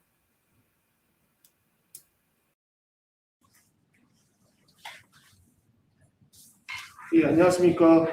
지정 토론을 맡은 한국교육개발원 황준성입니다. 제 원고는 99페이지부터 나와 있는데요. 시간을 절약한다는 측면에서 심적인 사항 대로 간단히 말씀을 드리겠습니다. 먼저 남인주 교수님 글을 다 읽고 나서 첫 느낌은 한편의 서사시를 읽은 것 같다는 느낌이었습니다. 지방교육 자치 30년 평가와 전망이라는 본 학술대회 주제에 딱 맞는 한편의 서사시를 읽은 느낌이었고요. 발제문이라는 제한된 틀 속에서 이렇게 많은 쟁점과 내용들을 이 발제문 이상으로 어떻게 정리할 수 있을까 생각을 해봤습니다. 그런 측면에서 많은 부담감을 갖는 토론이라고 생각을 하고요. 전반적으로 발제문에 입장을 같이 한다는 전제 아래에서 토론자로서의 사용을 다하기 위해서 강조할 것을 다시 한번 강조하면서 개인적인 의견을 조금 더 붙이는 형식으로 진행하고자 합니다. 지방교육 자치제의 목적 달성 평가의 세 가지 측면이라고 해서 영역, 관계, 양상 이 세 가지 관점을 분석의 기준 또는 틀로 제시해주고 계신데요. 이런 틀을 제시해 주시는 것은 정말 독자들한테 이해를 하게 하는 그런 장점이 있는 것 같습니다. 다만 이것들이 좀 더 많았으면 하는 욕심이 있는 것도 사실인 것 같아요. 그런 측면에서 제시해 주신 성과들이 과연 직접적 성과인지 간접적 성과인지 이런 것들에 대해서도 한번 봐주셨으면 어떻을까 생각을 해봅니다. 이렇게 한다면 발제자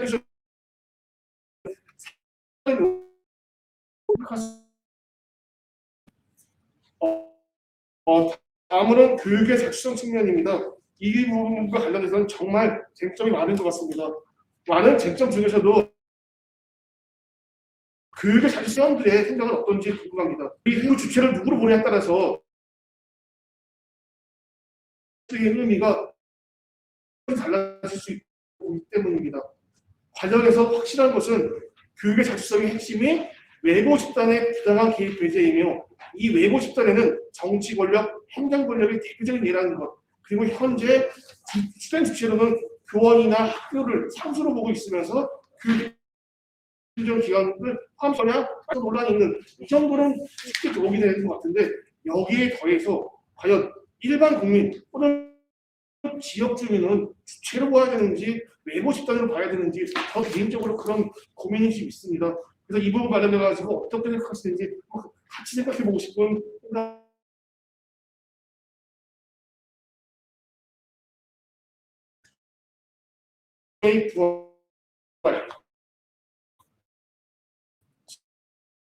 실질적인 자치법과 자치조세법은 대상법을 생각하고요. 최근에 보니까 계속 이어져 왔으면 교육지원청의 실시와 관련 교육지원청 어떻게 구성할 거냐와 관련된 관할 구역 명칭 이런 것들도 지역에서 스스로 정하지 못하고 대통령령으로 되어 있는 것을 볼 수 있었습니다.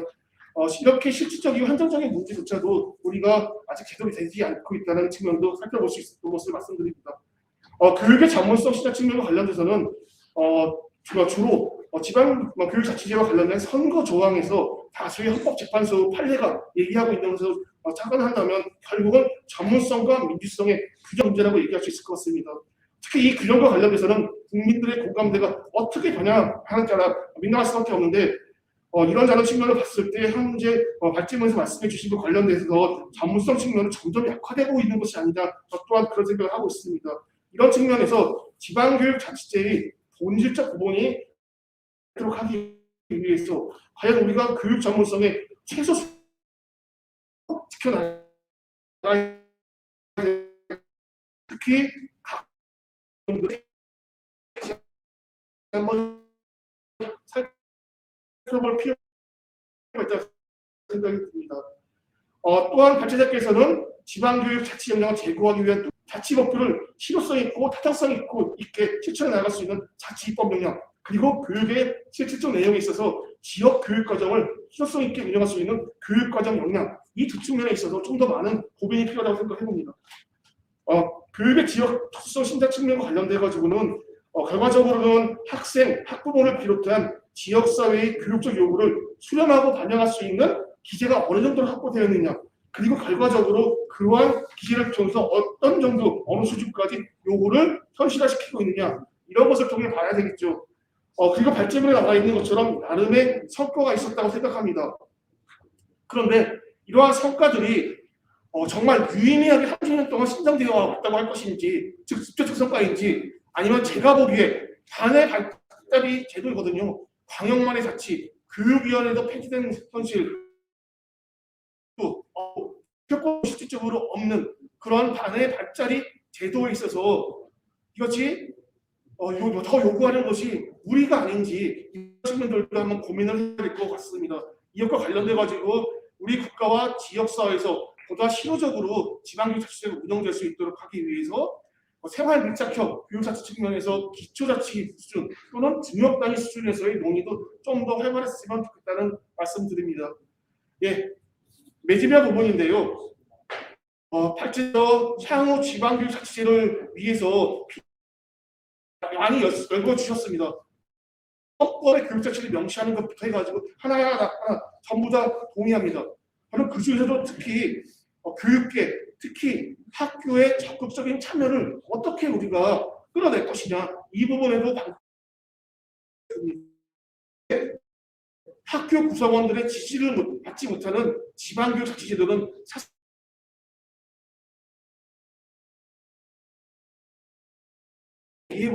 지방교육자치제도에 대해서 그렇게 잘 학교를 움직이게 하고 이런 부분에 대해서 저희가 고민을 해야 될 것 같고, 여러 가지 지금 중요하지만 결국은 교육의 전문성, 교육을 넘어서 본질적인 목적이라고 할 수 있는 지방교육, 여기에 어떻게 지방교육제가 기여하고 있다는 측면을 좀 더 어필해야 되지 않나 생각을 하고, 사실상 앞에 발제문에서 말씀해 주신 세 가지는 과정에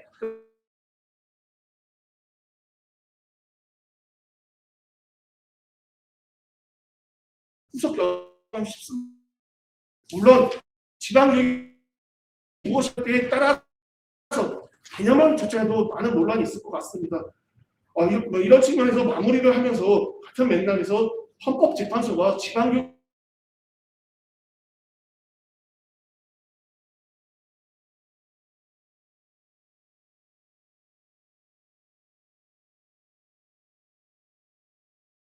관련돼 가지고 조금 우리가 소홀한 것이 아니냐, 즉 교육, 학교 이 자치 넘어서서 지역과 지역의 문화와 함께하는 자치를 얘기할 때 지역 교육 발전을 얘기할 수 있고, 현장에서 조금 더 지방교육 자치와 관련돼서 우호적인 입장이 생기지 않을까, 이런 생각을 해본다는 말씀으로 토론을 마치고자 합니다. 이상입니다.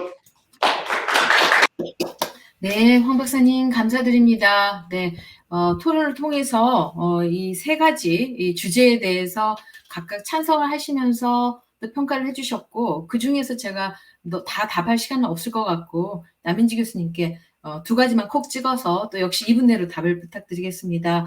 황 박사님께서 지금 토론문 중에서 가장 중요하게 여기는 분이 도대체 이 지방교육 자치라고 하는 것의 의미가, 왜 우리가 지방교육 자치를 실시했는가, 결국은 지역민의 삶과 생활에 깊숙이 들어가서 그들의 교육을 높여주는 게 교육 자치가 더 효과적이다. 그렇기 때문에 실시하고 있는데 과연 이 자주성의 주체는 누구라고 생각하는가 답변해 주시고요. 두 번째, 그러면 탑다운 방식이 아니라 우리가 바텀업 입장에서 볼 때 지역민의 삶과 그들의 교육적 요구를 좀 더 잘 반영하는 교육 자치라는 의미에서 볼 때 한번 혹시 남인지 교수님께 생각하시는 방안이 있다면 말씀해 주시기 바랍니다.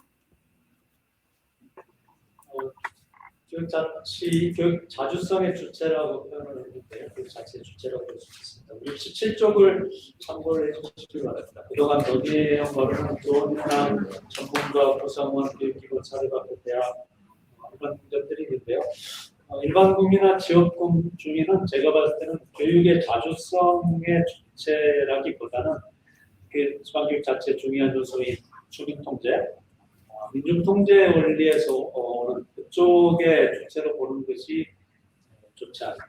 왜냐하면 그게 자주성, 전문성은 굉장히 연계가 돼 있는데 자주성의 원천도 전문성이 있다고 볼 수가 있겠고요. 그래서 우리가 교육의 자주성을 얘기할 때 그 주체에서는 일반 국민과 지역 주민까지 확대하는 것은 상당히 혼란을 줄 수가 있다. 이게 중요하지 않다는 얘기는 아니고요. 그다음에 지역 주민들의 의견을 수렴하기엔 굉장히 많은 제도들, 제가 일일이 열거하지 않았습니다만 제도들은 많이 확대되고 있는 그 상황이라고 보고 있습니다. 네.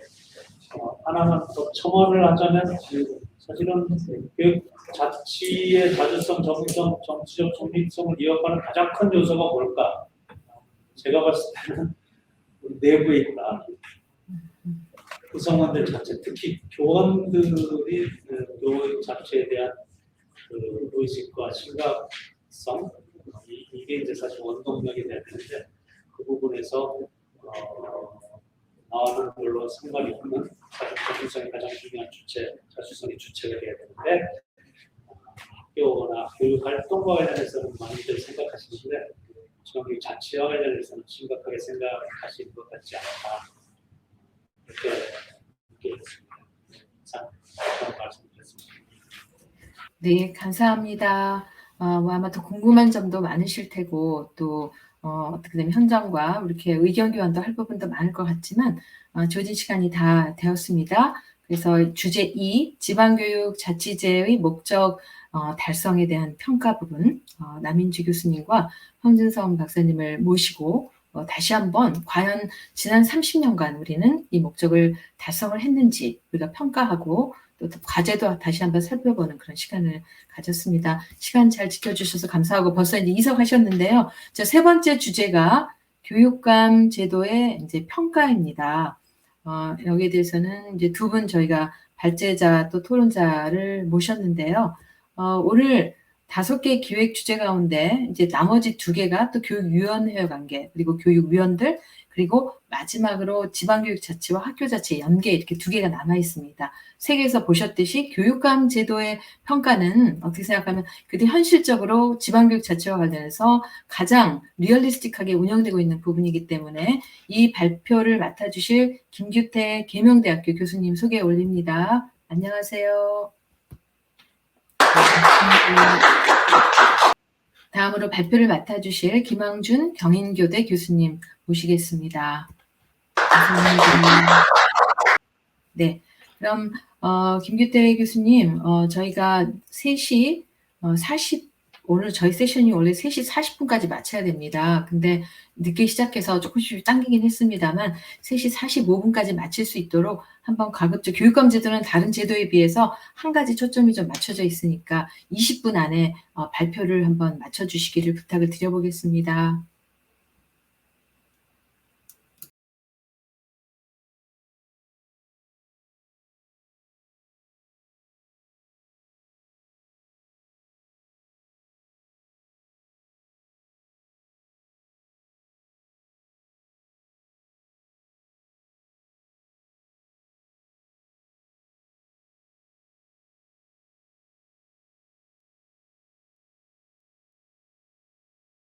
말씀에서 여러 자료들을 수집을 했고 또 그 상태에서 뒷부분에 제시가 되고 있지만 직선제부터 해서 현재까지 교육과목 관련된 논문들을 좀 추적해보니 역시 말씀하신 대로 교육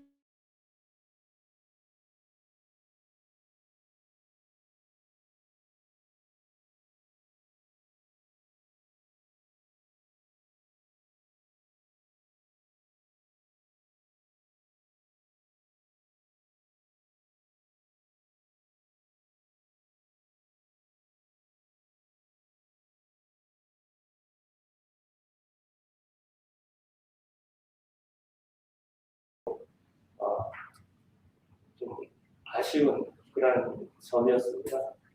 그래서 이런 거 제약점은 있지만 나름 이 분야에 또 여러 공부하고 또 여러 가지 글들을 써본 걸 가지고 종합했기 때문에 짧게 심한 거 말씀드려보겠습니다. 들어가기는 생략을 하고요. 교육감의 지원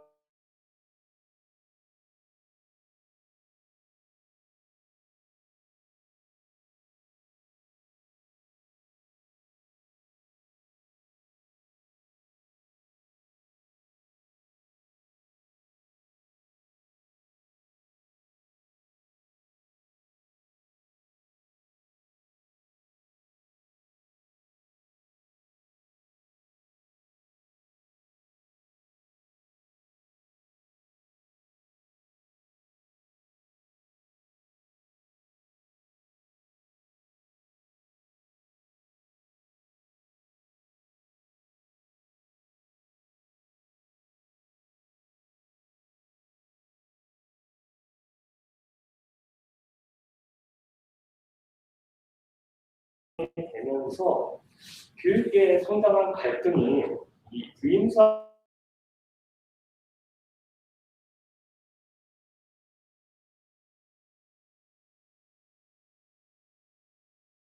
했고요.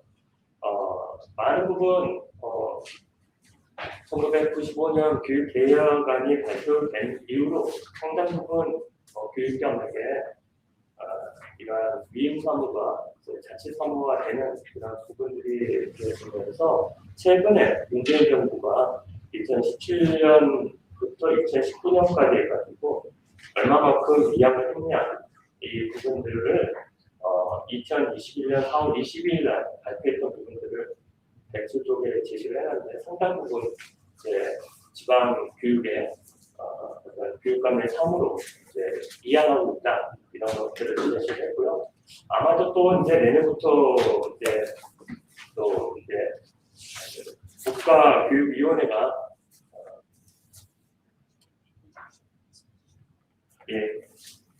107조 지금 하고 있습니다.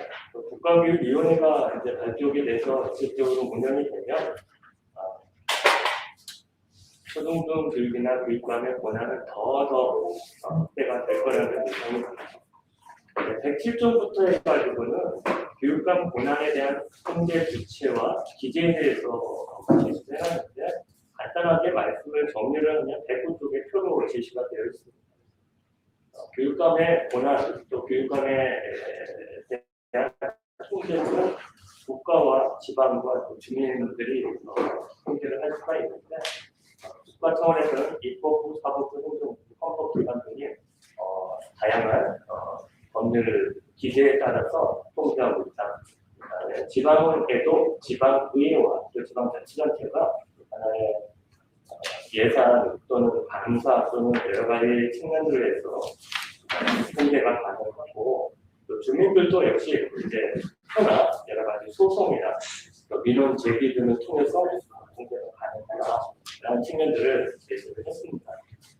109쪽부터는요, 이제 교육감의 선출 이 부분인데 110쪽을 보시면 이제 이미 앞부분에서 다 이렇게 교수님께서 다 발표를 해주셔서 간단하게 그림 하나만 소개하고 넘어갈까 하는데요. 교육감 입후보 자격이 어떻게 변하냐 이렇게 그림으로 한번 표현을 해봤더니 91년도에는 교육 또는 교육행정의 경력이 약 20년을 규정해놨는데 아주 그냥 미끄럼틀처럼 이렇게 쭉 밑에 내려가면서 21년 현재는 교육 또는 교육 공무원으로서 3년만 재직을 해준 경력만 있으면 교육과로서 입국가 가능하다. 또 정당 자격을 보면 이거는 이제 정치적인 중립성의 부분들에서 중요한 단서가 될 수가 있는데 91년부터 해서 2000년까지는 정당의 당원이 아닌 자가 이제 많이 해야 된다는 전제가 있었는데 2000년부터 해서는 정당 경력 2년 또 2010년부터는 직선제가 내려부터는 정당 경력 1년 상당히 좀 의도가 보이는 어떤 그런 지금 그 부분들을 110쪽에 간략한 그림을 해가지고 이 후보 자격 이 부분들을 설명을 해놨고요. 111쪽부터는 당선된 민선교육감의 어떤 성향을 이제 지금 3기죠. 민선 3기 이제 내년 선거는 4기째 이제 민선으로 되고 있는데 112쪽에 보면 간략하게 누가 당선이 되었고 그들의 특성이 어떤 건지 이렇게 제시를 해놨는데 간단하게 말씀을 드리면 현재 교육감의 재선 가능성이 상당히 높더라. 그러니까 교육감 하려면 무조건 현직에 들어가야 된다. 이게 첫 번째로. 두 번째로는 다 60대 이상이다. 네, 이게 두 번째로 특성이 될 수 있고 그다음에 남성이 대부분이더라. 지금까지 여성 교육감은 3명으로 파악이 되고 있고요. 그다음에 교육 정치적 중립성이라고 얘기하는데 우리가 만들어낸 건지 아니면 일반 지금 언론에서 만들어낸 건지는 모르겠는데 항상 교육감 하면 대부분이 선거 이제 그 당선 인 보면 대부분이 뭐가 나오면 진보 교육감 몇 명 이렇게 나오잖아요. 그것처럼 민선에서 1기, 2기, 3기로 넘어갈수록 진보 교육감의 당선이 높아지더라고요. 이거를 제시를 했고요. 그다음에 마지막으로는 교수, 총장, 정치인들이 어떻게 보면 초중등이나 학교 교육을 이해를 충분하지 못하는 분들이 교육감에 선출이 되는 경향이 계속 일정 부분 높더라. 이런 것들을 여기에 제시를 했습니다.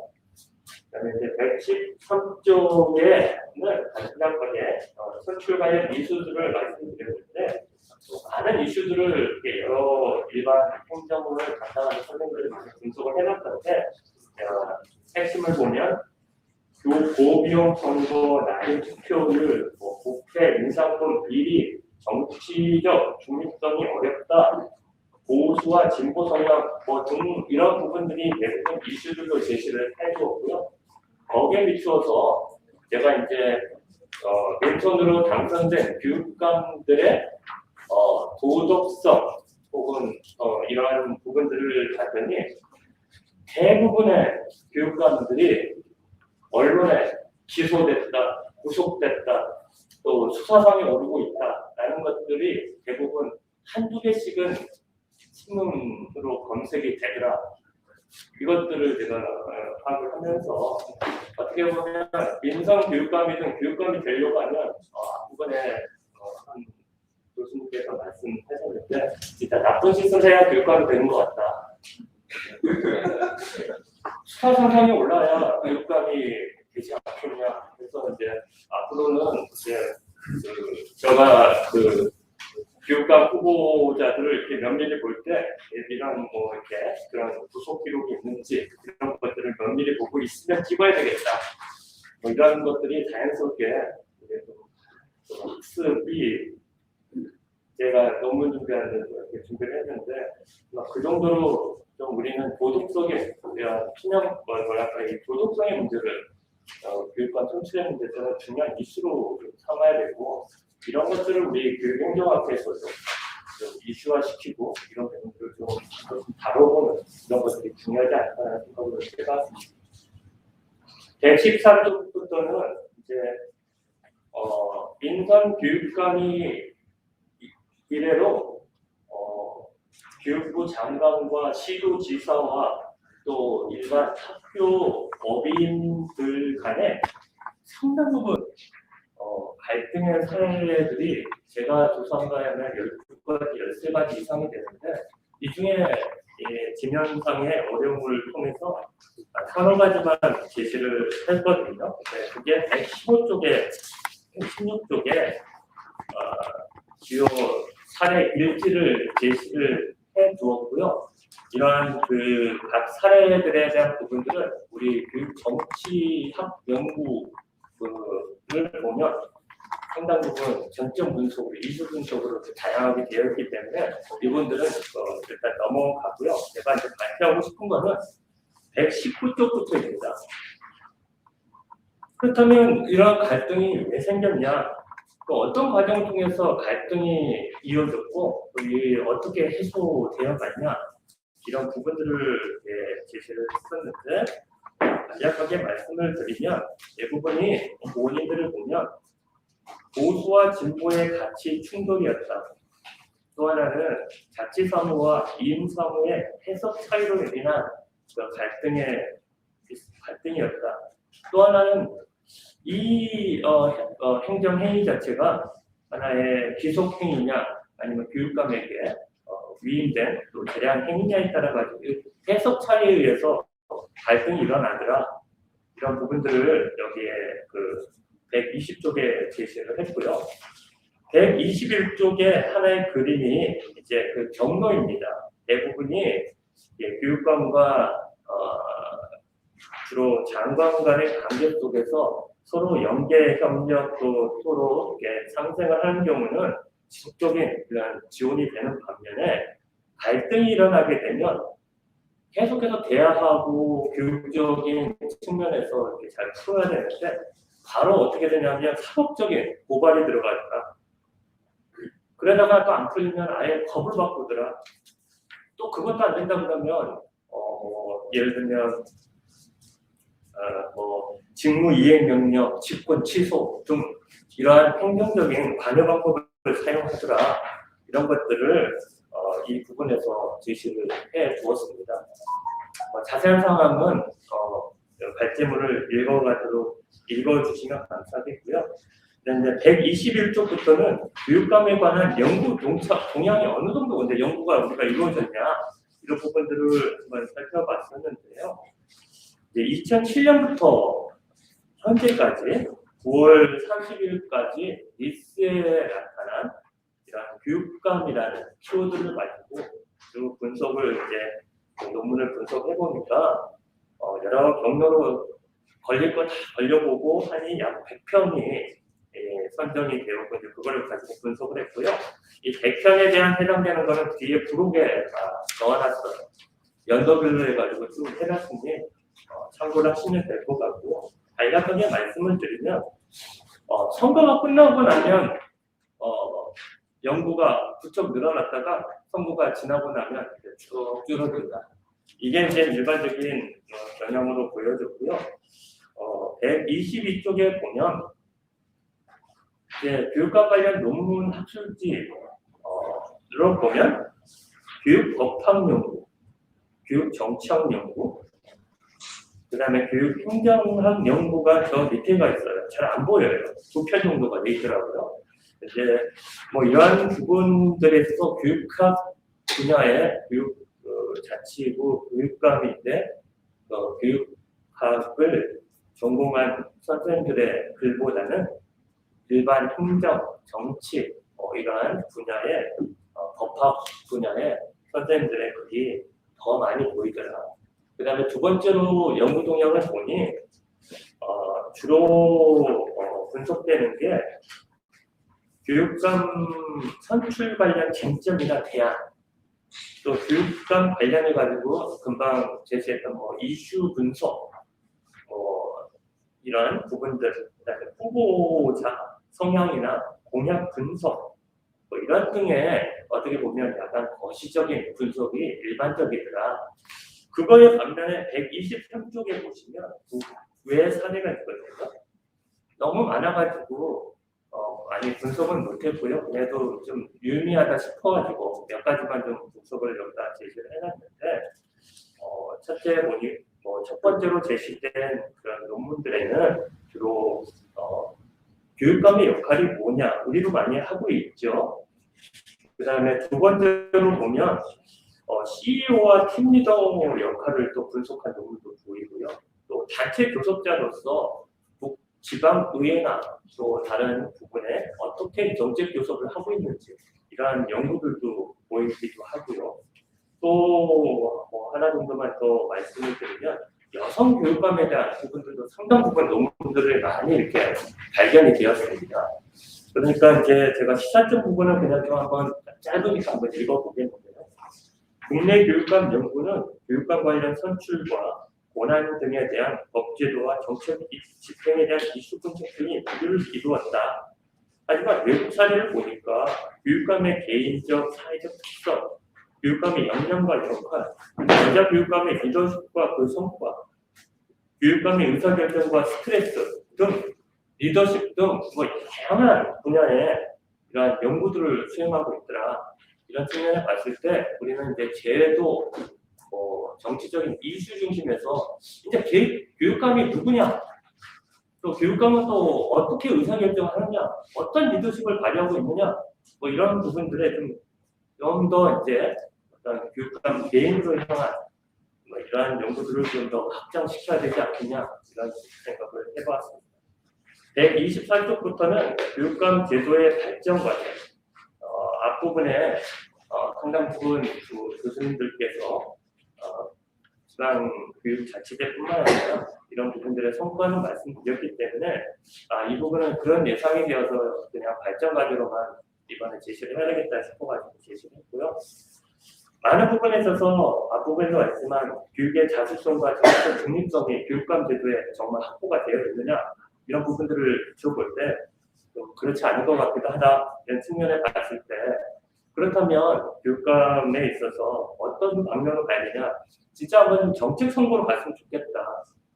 교육감이 되려고 하면 진짜 여러 그 지방에 있는 여러 직능 단체부터 해갖고 시민단체, 교육과 아닌 다양한 부분들에 있어서 결국 주민들의 표를 얻어야 되기 때문에 어떻게 지역 교육을 발전시켜야 되냐 고민보다는 어떻게 표를 얻어야 되겠냐 이런 선거들이 일반적이어서 정책 선거 및 홍보를 어떤 식으로 강화시키고 또 교육에만 좀 이렇게 집중해서 자주성과 중립성을 확보할 수 있는 부분들이 뭐겠냐 이런 고민들이 좀 필요하겠다는 말씀을 드렸고 선거 매니페스토 평가 실시는 이런 것들이 우리 교육행정학회 일이지 않을까 그런 생각이 들었습니다. 학회가 이런 것들을 평가하고 누구 교육감은 이런 게 강조가 되고 있고 이런 것들을 학회뿐만 아니라 전 지역별로 또 전 국민별로 이런 것들을 좀 이렇게 제시가 하는 학회의 우리의 역할이지 않을까 그런 생각도 좀 해봤고요. 125쪽의 다는 사전 연수라고 말씀을 드렸는데 사실은 더 하고 싶었던 게 뭐냐면 교육행정학회가 왜 우리는 교육행정의 CEO 과정이 없냐 국가 또 지방 또 학교장에 그러한 연수 과정을 두어서 최소한 교육감이 되려고 하면 또 학교장이 되려고 하면 그래도 권위 있는 학회에 연수 과정을 이수했다. 이런 것들이 나는 교육감의 자격이 정말 나는 그래도 풍부하다. 이런 것들이 좀 내세울 수 있는 그러한 것들을 통해서 해서 교육감의 전문성을 강화시키는 그런 방향을 정말 한번 고민을 많이 해봤습니다. 이 부분에 아무나 교육감이 되는 게 아니다. 이런 부분들을 어떻게 교육 행정을 전공하는 사람으로서 이들이 교육의 전문성을 가질 수 있겠냐 이런 부분들을 좀 고민을 해봤고요. 나번은 돈 드는 선거를 어떻게 하면 돈을 좀 안 들면서도 정말 지역 교육을 위해서 많은 전문성을 실현해 볼까 이런 선거 제도는 뭐가 있을까를 고민을 해봤고요. 갈등 소지에 있어서 법규의 해석 차이가 상당 부분 갈등의 소지가 많아서 이런 것들을 어떻게 하면 명확하겠냐.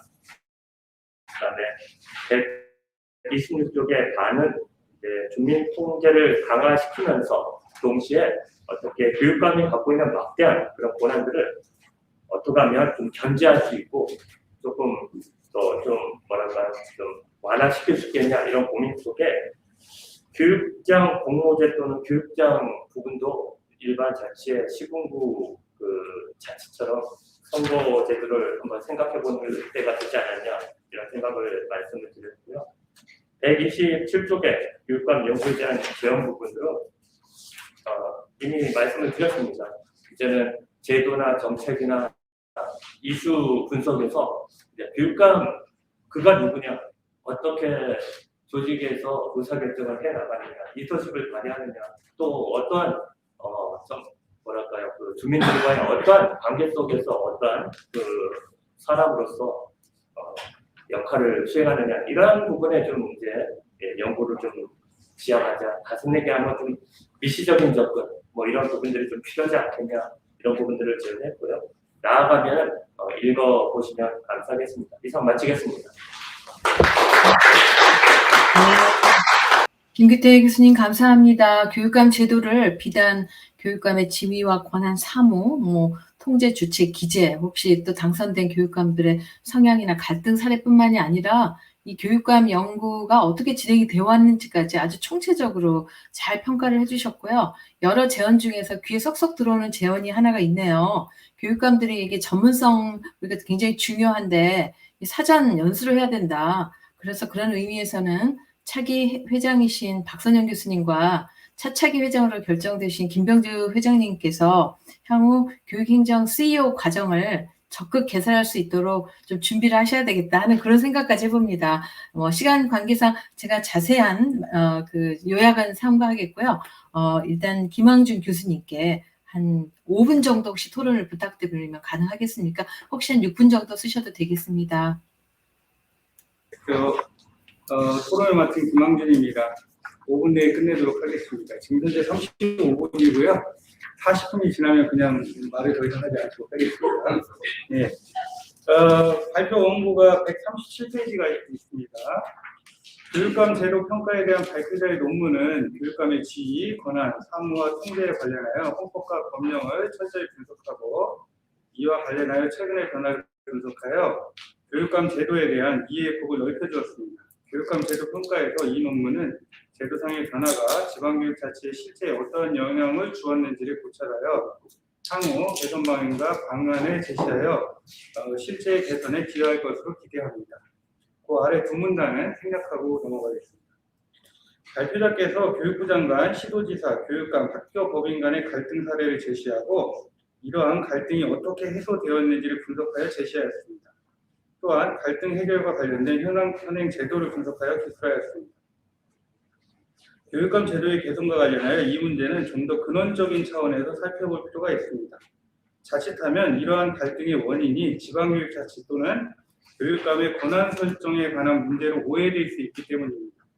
이러한 오해는 교육감과 관련된 갈등이나 비리 등의 문제에 대한 해결책이 지방자치 제도의 폐지 논리로 연결될 수 있습니다. 국가기관의 권한 행사와 관련하여 민주주의의 가장 기본적인 통제 원리는 견제와 균형입니다. 따라서 국가와 지방, 입법부와 사법부, 행정부와 입법부, 행정부와 사법부 사이의 견제와 이에 따른 갈등은 이미 예견된 것이라고 볼 수 있습니다. 또한 이러한 견제와 갈등을 통해서 보다 합리적인 정책 대안이 수립되고 집행될 수 있습니다. 국가기관 사이의 갈등은 실제로 시도교육감보다는 시도지사와 관련된 일들이 더 많을 것입니다. 이 토론에서 강조하고자 하는 것은 이러한 문제가 교육감 제도의 문제라기보다는 일반적인 국가행정의 문제로 보는 것이 타당하다는 것입니다. 발표자께서 교육감 제도의 발전 과제로 제시한 방안들에 대해서 대체적으로 동의하지만 다음의 상황에 대해서는 좀 더 세밀한 검토가 필요할 것 같습니다. 첫째, 지역교육을 위한 교육감의 전문성 강화를 위한 사전 연수제 도입의 경우 상당한 이견이 존재할 것입니다. 우선 다른 선출직 공무원에게 요구되지 않는 특정 프로그램이나 학력을 요구하는 것이 현실적으로 가능할지 의문입니다. 또한 교육감을 위한 특정 프로그램이나 교육과정을 설계하는 것 자체가 어려울 수 있습니다. 교육감 입후보자의 자질은 특정 프로그램의 이수나 학력보다는 선거 과정에서 후보자 간 또는 토론 동의를 통해 검증될 수밖에 없을 것 같습니다. 둘째, 국가와 지방자치단체의 연계 및 협력 촉진을 위한 법 규정의 명확화와 관련하여 법규범의 특성상 해석이 필요한 부분은 불가피하나 최대한 명확히 해야 하는 것은 당위적인 명제입니다. 다만 발표자께서 근거로 든 진보교육관과 보수정권, 보수교육관과 진보정권 등의 갈등은 법규범의 추상성에 기인하기보다는 근본적인 신념이나 가치관의 문제로 볼 수 있습니다. 또한 이러한 갈등은 그 자체로서 교육의 근본에 대해서 검토할 수 있는 계기가 될 수 있는 매우 중요한 기회라고 봅니다. 마지막으로 교육감의 재앙적 권한 행사 견제를 위한 주민 통제 강화와 관련하여 교육감이 예산, 인사, 시설 등 다양한 분야의 권한을 가지고 있는 것은 법령에 정해진 것이고 이와 관련하여 효과성과 능률성의 관점에서 이를 재분배하거나 통제 기제를 개선하는 것은 타당할 것입니다. 다양한 견제 장치가 효과적으로 작동될 수 있도록 지속적인 관심과 제도 개선이 필요하다는 발표자의 논지에는 전적으로 동의합니다. 다만 법규상 규정된 권한 그 자체 때문에 제한적 권력을 행사한다고 하는 것은 다분히 특정 목적을 가진 선동적인 해석으로 오해될 수 있습니다. 제한적 권력이라는 용어를 사용하는 순간 무엇인가 문제가 있다라는 함의가 있기 때문입니다. 대규모 조직의 장애는 이를 유지하고 발전시키기 위해 필연적으로 많은 권한을 부여할 수밖에 없고 이를 견제하기 위한 여러 장치를 두고 있습니다. 지방교육의 발전을 위해서 향후 논의나 연구의 방향은 추상적인 수준에서 권한이 많으니 문제이고 해결책은 권한을 재분배해야 한다는 논의보다는 보다 구체적인 수준에서 어떤 권한이 왜 문제이고 이를 어떻게 재배분하거나 통제할 수 있는지로 발전할 필요가 있습니다. 예, 딱 40분이고 마쳤습니다. 고맙습니다. 감사합니다. 휴식 시간에 2분만 잘라서 제가 발제자께 방금 김황준 교수님께서는 어차피 입장이 김뷰티 교수님 발제자의 입장은 조금 더 중립적 입장에서 이제 성과 중에서 우리가 조금 더 부족한 점에 초점을 맞췄다면 김황준 교수님은 이제 그럼에도 불구하고 이 부분 상당히 성과는 성과대로 인정하고 용어의 중립적인 사용이라든가 이런 것들을 통해서 좀 더 객관적으로 봐야 된다 그렇게 제가 되는데요. 그 중에서 특별히 아까 그 사전 연수제 왜냐하면 이분 굉장히 딜레마입니다. 교육감들이 전문성을 가져야 되는데 지금 현재 굉장히 완화가 돼서 과연 교육에 대한 전문적 식견을 가진 사람이 교육감이 되느냐 이것 좀 의구심이 많거든요. 거기에 대해서 선생님은 사전 연수제와 같이 전문성 강화 필요하다 했는데 김황준 교수님은 그게 과연 가능하겠냐 거기에 대해서만 한번 짧은 답변을 듣고 마치도록 하겠습니다.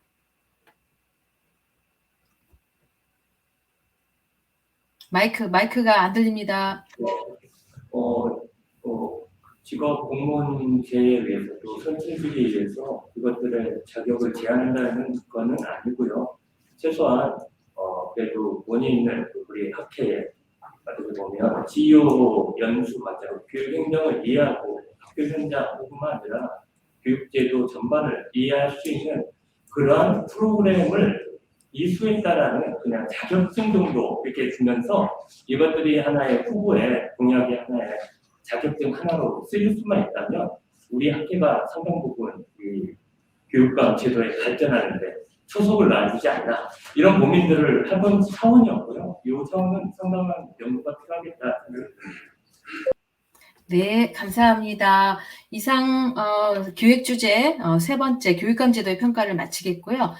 제가 이제 사회를 이 세 가지 주제에 대해서 쭉 보면서 종합 정리하자면 지방교육 자치에 대한 우리 교육행정학의 이 학회에 관심이 너무 필요하다. 연구도 많이 필요하고 실천적 관점에서 그리고 법령을 정비하는 관점에서 우리 학회에서 그동안 지난 30년을 되돌아보면서 참 할 일이 많다 하는 걸로 해서 오늘 세 가지 주제에 대한 발표와 토론을 마무리하도록 하겠습니다. 참여해 주신 여러분들 정말 감사드리며 질문은 마지막 종합토론 때 해주시기 바랍니다. 이상 마치겠습니다. 두 분 감사드립니다.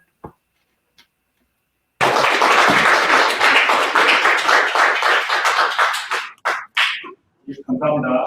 현재 시간 3시 30분입니다. 잠시 쉬고 쉬었다가 3시 50분부터 다시 진행을 하도록 하겠습니다. 감사합니다.